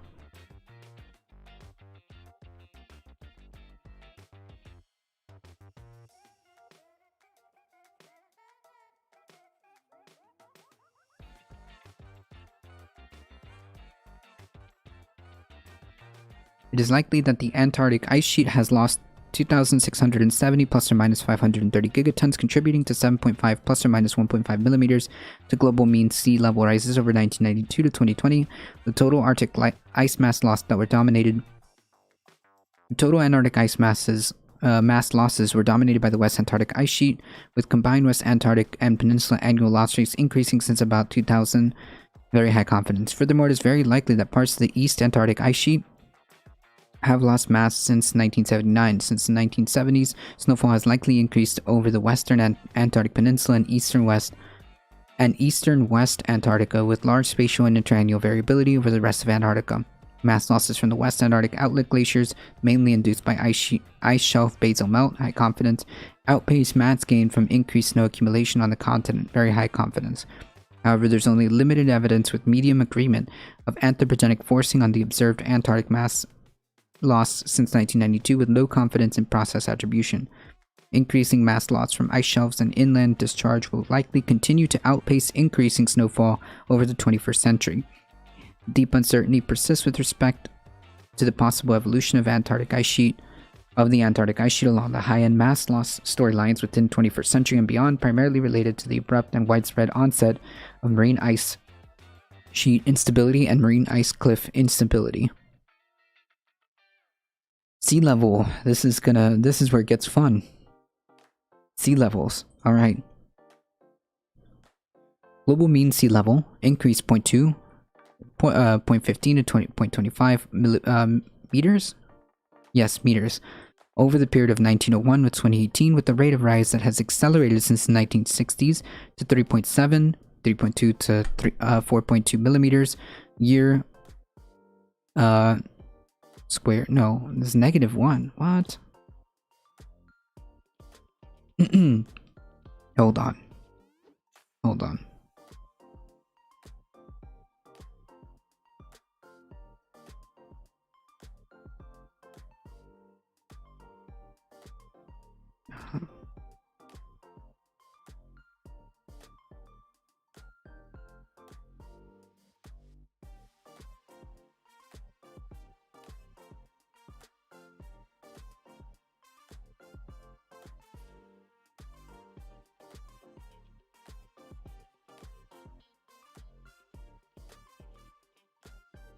Oh, is this the conversion for centimeters? Huh. If climate change will mobilize anything, it will be eco-fascist xenophobia, the Elon Musk Gajban scams. Maybe. It depends on how we react.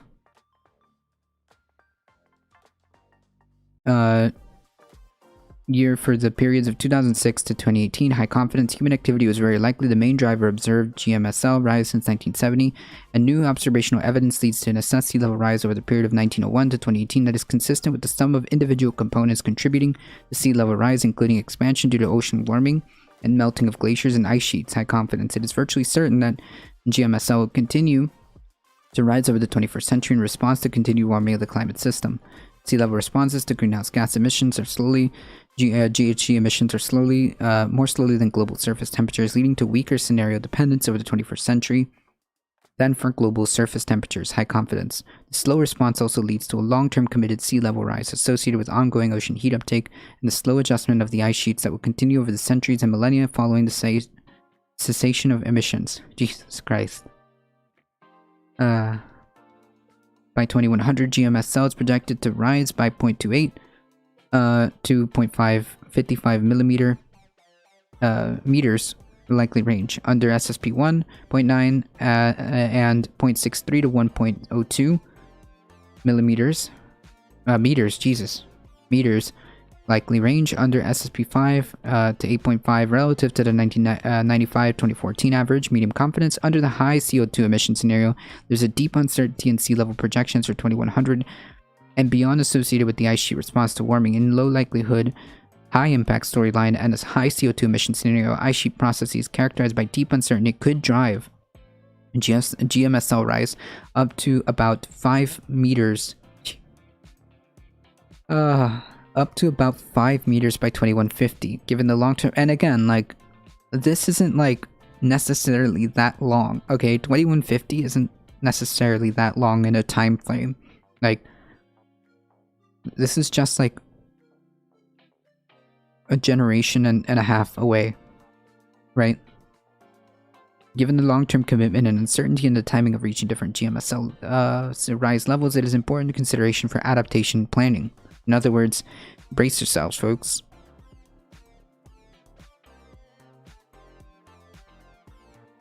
GMSL change is driven by warming or cooling of the ocean and associated expansion, contraction, and changes in the amount of ice and water stored on the land.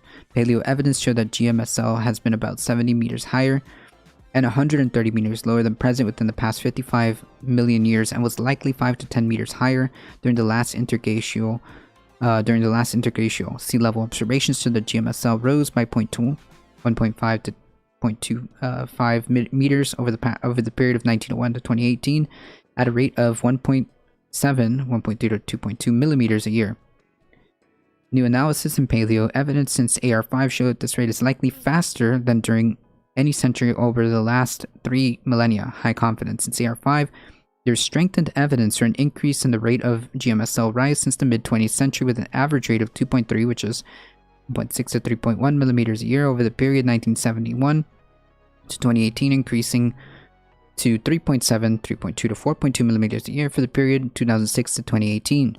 GMSL will continue to rise throughout the 21st century, considering only those processes in which projections we have at least medium confidence relative to the periods 1995 to 2014. GMSL is projected to rise between 0.18, which is 0.15 to 0.23 meters, very likely, SSP 1 to 1.9, and 0.23, which is 0.20 to 0.30 meters, likely range, SSP 5 8, to 8.5 by 2050.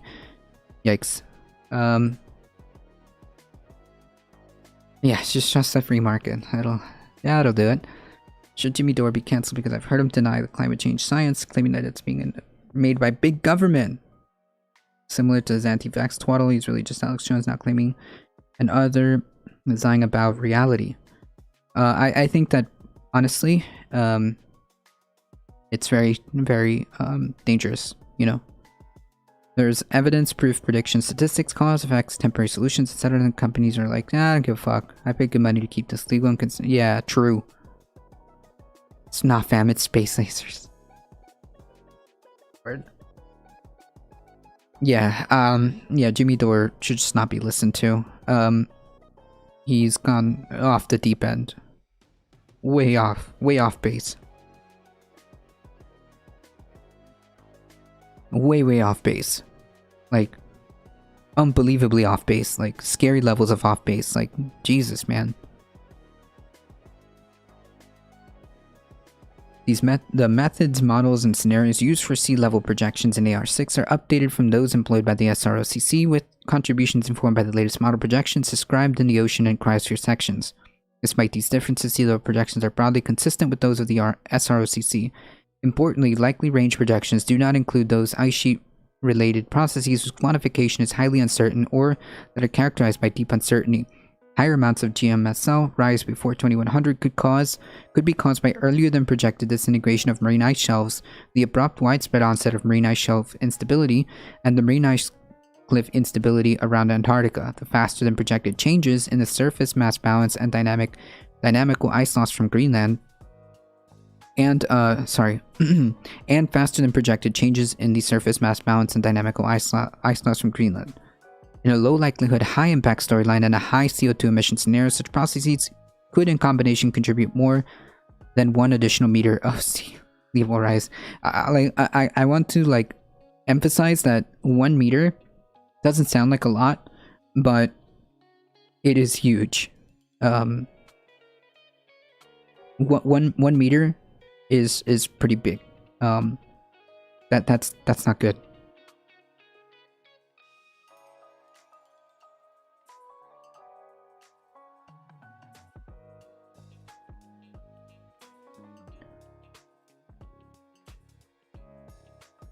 Beyond 2100, GMSL will continue to rise for centuries to millennia due to continuing deep ocean heat uptake and mass loss from ice sheets, and will remain elevated for thousands of years. High confidence. And by 2150, considering only those processes in whose projections we have at least medium confidence, and assuming no acceleration in ice mass flux after 2100, GMSL is projected to rise between 0.6 meters, 0.4 to 0.9 meters, likely range SSP 1 to 1.9, and 1.4 meters, 1.0 to 1.9 meters, likely range SSP 5 to 8.5, relative to the period of 1995 to 2014. Based on the SSP scenario extensions, Under high CO2 emission processes in which there is low confidence, such as marine ice cliff instability, would drive GMSL rise up to about 5 meters by 2150. By 2300, GMSL rise 0.3 to 3.1 meters under low emissions, SSP 1 to 2.6 low confidence under high emissions. Under high CO2 emissions, SSP 5, 8 to 8.5 projected GMSL rise is between 1.7 and 6.8 meters by 2300 in the absence of MICI, and by up to 16 meters considered MICI low confidence. Over 2,000 years, there's medium agreement and limited evidence that committed GMSL rise is projected to be about 2 to 3 meters with 1.5 degrees C peak warming. Jesus Christ. Oh boy.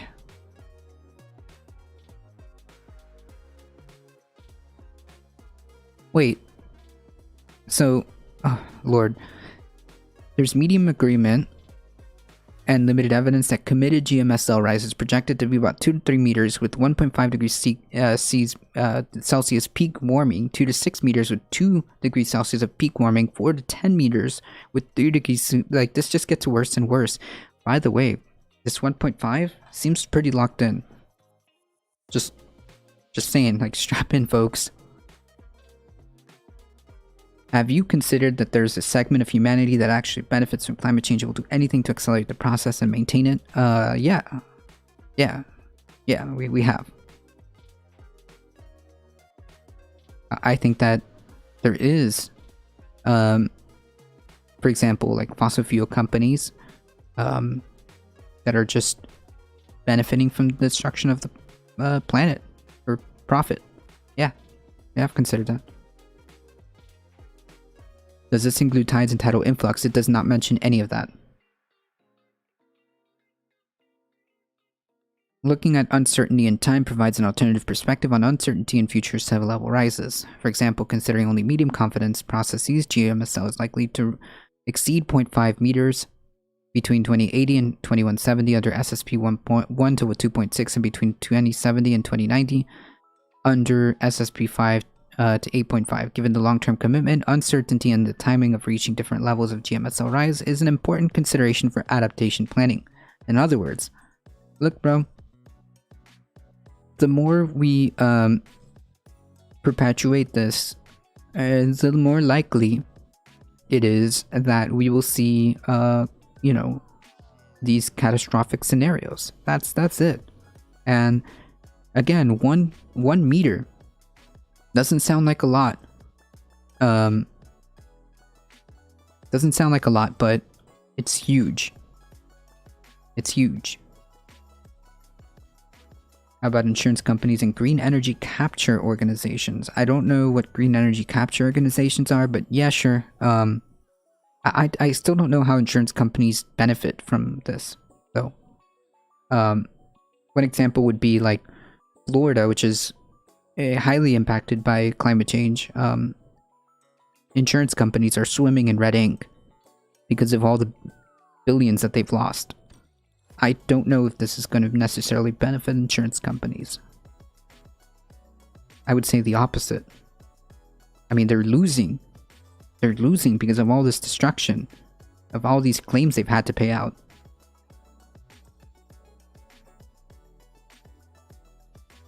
Yeah, but that can only go so much. The raised premiums are not going to be enough. Are not going to be enough to supersede the losses that they've taken. I mean, premiums are rising here in Florida, just as an example. Again, this is just an example. Premiums are rising, and because they're trying to recover. Because they're trying to recover.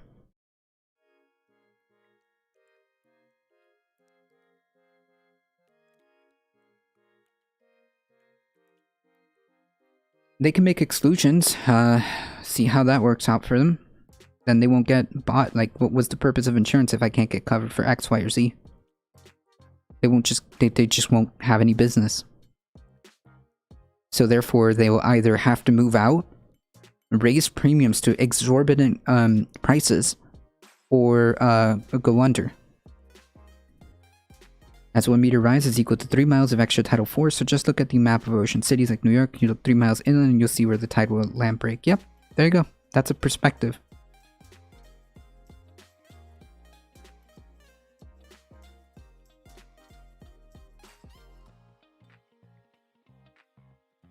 Parallel this with COVID deniers and anti-maskers. I'm not sure what that means. Do you mean like health insurance? These are nowhere near comparable. Because like, first of all, I completely like reject the idea that there should be any necessarily profit motive in terms of healthcare. I don't think health insurance companies should be a thing.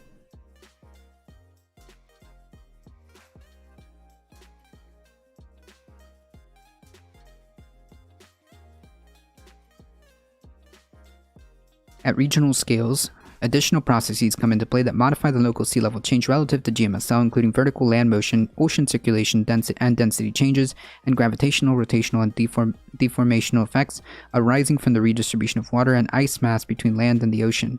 These processes give rise to a spatial pattern that tends to increase sea level rise at the low latitudes and reduce sea level rise at the high latitudes. However, over the 21st century, the majority of coastal locations have a median projected regional sea level rise within plus or minus 20% of the GMSL projected GMSL change. Further details on regional level change and extremes are provided in this table.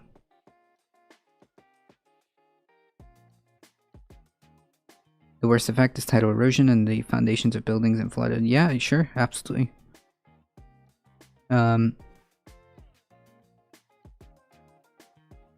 Yeah, the profit isn't killing people and serious illness? No. The profit isn't denying people healthcare. That's where the profit is. Isn't denying people healthcare, which is fundamentally, to me, just incompatible with my morals. Which is why I think that there should be no such thing as like health insurance. It should just be a thing. I mean, like, we already pay like so much money in taxes, and so much money is devoted to our almighty military and other programs that are just not necessary. We need to reorganize our priorities, and we can definitely make it happen so that we get some type of universal coverage or universal healthcare system.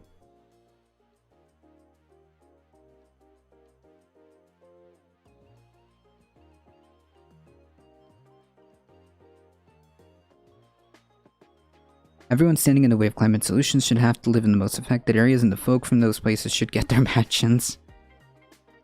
The worst effect is... Yes, that's right. So, yeah, I mean, like, the idea is, like, we want enough people to understand the severity of the issue at Dendera to then build enough political pressure within the time that we have to try to turn the ship around and avoid the end of it. Right? Thinking Sabercat with the 10 biddies. Thank you so much. You need a jar graphic for these things, and maybe the sound clip of Trump saying millions and millions. Yeah. There you go. Yeah. The carbon cycle. The continued growth of atmospheric CO2 concentrations over the industrial era is unequivocally due to emissions from human activities. Yeah. Ocean and land carbon sinks slow the rise of CO2 in the atmosphere. Projections show that while land and ocean sinks absorb more CO2 under high emission scenarios than low emission scenarios, the fraction of emissions removed from the atmosphere by natural sinks decreases with higher concentrations, of course. Projected ocean and land sinks show similar responses for a given scenario, but the land sink has a much higher interannual variability and a wider model spread. The slowed growth rates of the carbon sinks projected for the second half of the century are linked to strengthening carbon-climate feedbacks and stabilization of atmospheric CO2 under the medium to no mitigation and high mitigation scenarios, respectively. Carbon sinks for anthropogenic CO2 are associated with mainly physical ocean and biospheric land processes that drive that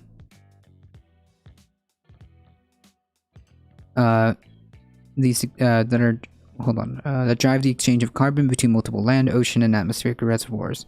These exchanges are driven by increasing atmospheric CO2, but modulated by changes in climate. The northern and southern hemispheres dominate the land and ocean sinks respectively. Ocean circulation and thermodynamic processes also play a critical role in coupling the global carbon and energy heat cycles. There is high confidence that this ocean carbon heat nexus is an important basis for one of the more important carbon climate metrics, the transient climate response to cumulative CO2 emissions, used to determine the remaining carbon budget.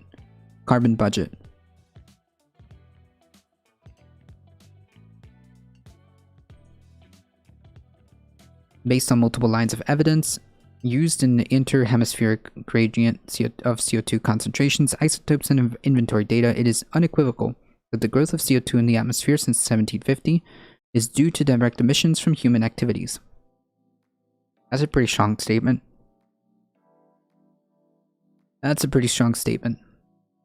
The combustion of fossil fuels and land use change for the period of 1750 to 2019 has resulted in the release of 700 plus or minus 75 PGC. This is pentagiga? Wait. Oh lord.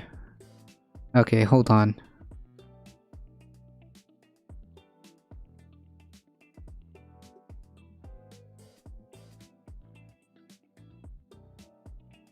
We're gonna have to look this one up. BGC.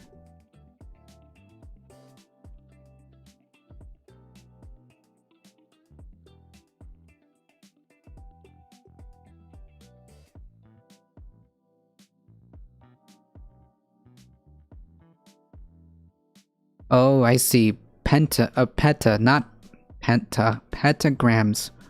of carbon. 1 PGC is equivalent to 1 gigaton of carbon. So why not just say that? Okay, I suppose PGC is more precise. Okay, I get it. When dealing with enormous quantities of carbon discussed in global climate change studies, scientists use the following units: PGC, petagrams of carbon, or 10 to the 15th grams of carbon. 1 PGC is equal to 1 gigaton of carbon. Okay, great. 700 plus or minus 75 PGC. Likely range 1 PGC equals 10 to 50. Oh, wait, it's right here. Jesus Christ. It's right here. 1 PGC equals 10 to the 15th gigaton of carbon to the atmosphere, which is about 41% plus or minus 11% remains in the atmosphere today. High confidence.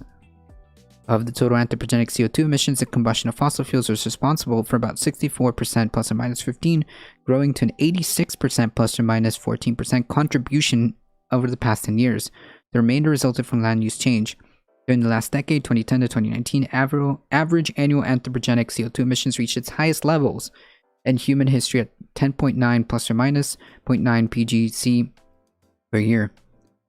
Of these emissions, 46% accumulated in the atmosphere, 5.1 to plus or minus 0.02 PGC, 23%, 2.5 plus or minus 0.6 PGC a year was taken up by the oceans, and 31%, 3.4 to plus or minus 0.9, was removed by terrestrial ecosystems. That's a lot of carbon. Yes, that is a lot of carbon. The ocean, high confidence, land, medium confidence sinks of CO2 have increased with anthropogenic emissions over the past 6 decades. This coherence between emissions and the growth in ocean and land sinks have resulted in airborne fraction of anthropogenic CO2 remaining at 44% plus or minus 10% over the last 60 years. High confidence. The interannual and decadal variability of the ocean and land sinks indicate that they are sensitive to change in growth rate of emissions as well as climate variability, and therefore also sensitive to climate change. The land CO2 sink is driven by carbon uptake by vegetation with large interannual variability, for example, linked to ENSO. In the 1980s, carbon fertilization from rising atmospheric CO2 has increased the strength of the net land CO2 sink. Medium confidence. During the historical period, the growth of ocean sink has primarily determined by the growth rate of atmospheric CO2. However, there's medium confidence that changes to physical and chemical processes in the ocean and land biosphere, which govern carbon feedbacks, are already modifying the characteristics of variability, particularly the seasonal cycle of CO2 in both the ocean and land. However, changes to multi-decadal trends in the sinks have not yet been observed. In AR6 ESM projections, are assessed with CO2 concentrations from 2100 from about 400 parts per million to above 1,100 parts per million. Most simulations are performed with prescribed atmospheric CO2 concentrations, which already account for the central estimate of climate carbon feedback effects. CO2 emissions-driven simulations account for uncertainty, and these feedbacks would not significantly change the projected global surface temperatures. High confidence, although land and ocean sinks absorb more CO2 under high emissions and low emission scenarios, the fraction of emissions removed from the atmosphere decreases. High confidence. This means that the more CO2 that's emitted, the less efficient the ocean and carbon sinks become. High confidence. I mean, yeah. Yeah. Available to halt and reverse climate change. Some organization is far too big to stop destroying the planet for most of us. It depends. It depends on us, right?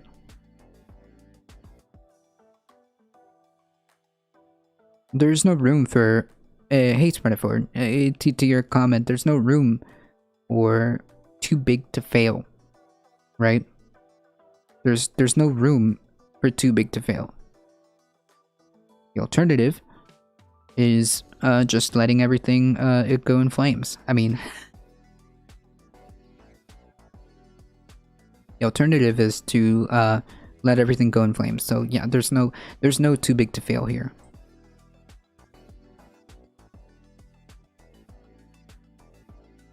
This means that the more CO2 is emitted, the less efficient the ocean and land sinks become. Yeah, of course. An effect which compensates for the logarithmic relationship between CO2 and its radiative forcing, which means that for each unit increase in additional atmospheric CO2 effects on global temperature decreases. Yeah.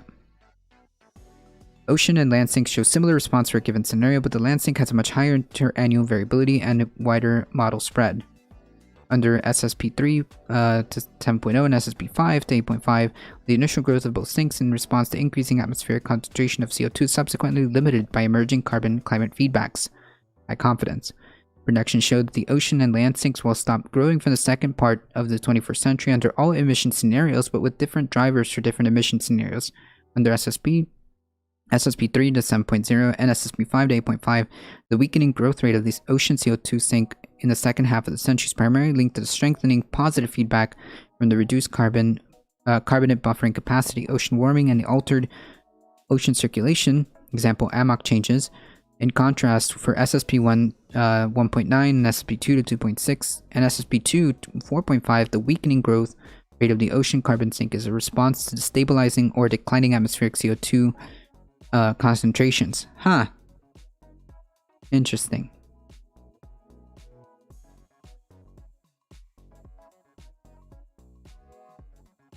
Hey, Alio, how's it going?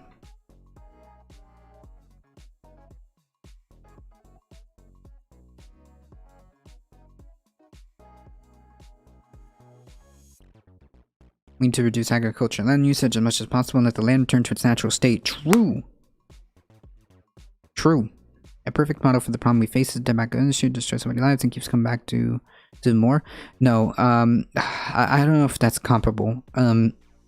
I guess you can draw some similarities in the sense that like there was a lot of tobacco companies, using doctors to try to like lie to the public consistently and create a disastrous public health issue. The same thing applies with this like climate change, I guess, in the sense that we have companies and certain folks that are continuously lying, using experts to try to like manipulate public thought about the severity of climate change, so on and so forth. So I guess there's like some parallel to that. Weakening growth rate, example AMOC changes in contrast. Yes, here we are. Under high CO2 emissions scenarios, it is very likely that the land carbon sink will grow more slowly due to warming and drying from the mid 21st century, but it is very unlikely that it will switch from being a sink to a source before 2100. Climate change alone is expected to increase land carbon accumulation in the high latitudes, not including permafrost, which is assessed here, but also to lead a counterbalancing loss of land carbon in the tropics. Medium confidence. ESM projections show that the overall uncertainty of the atmospheric CO2 by 2100 is still dominated by the emission pathway, but carbon climate feedbacks are important with increasing uncertainties in high emission pathways. Ooh.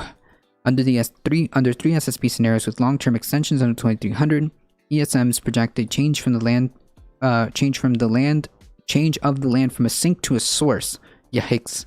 So, oh boy. The scenarios make simplified assumptions about emission reductions, with SSP1 2.6, SSP3 3.4, OS reaching about 400 parts per million by 2200, while SSP5 to 8.5 exceeds 2000 parts per million. Under high emissions, the transition is warming driven, where it is as linked to the decline in atmospheric CO2 under the net negative CO2 emissions. The ocean remains a sink throughout the periods of 2200, except under a very large net negative emission. The response to the natural aspects of the carbon cycle to carbon dioxide removal is further developed in this table.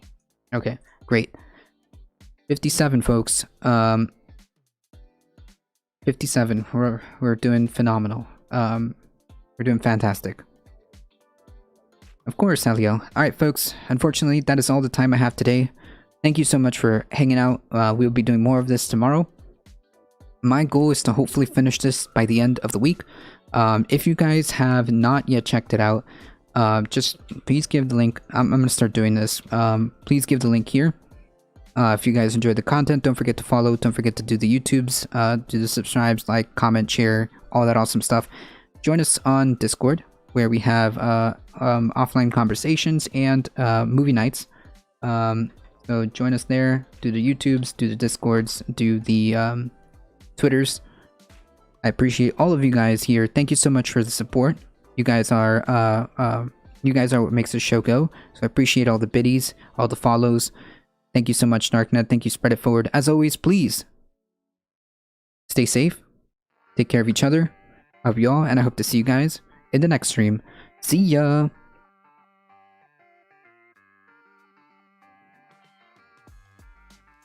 Alright, folks, hang tight with us. Raids a chap? Oh, what? He's on? Let's do it. Let's do it. There's a chap. A chap. Yeah.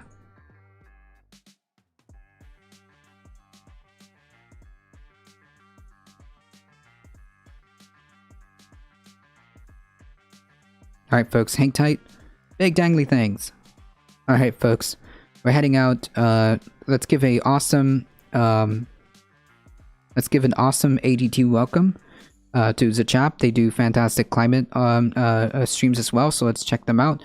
Please follow. Please do all the awesome stuff. Support them. As always, again, thank you guys so much. Let's head out in 5, 4, 3, 2, 1. Here we go.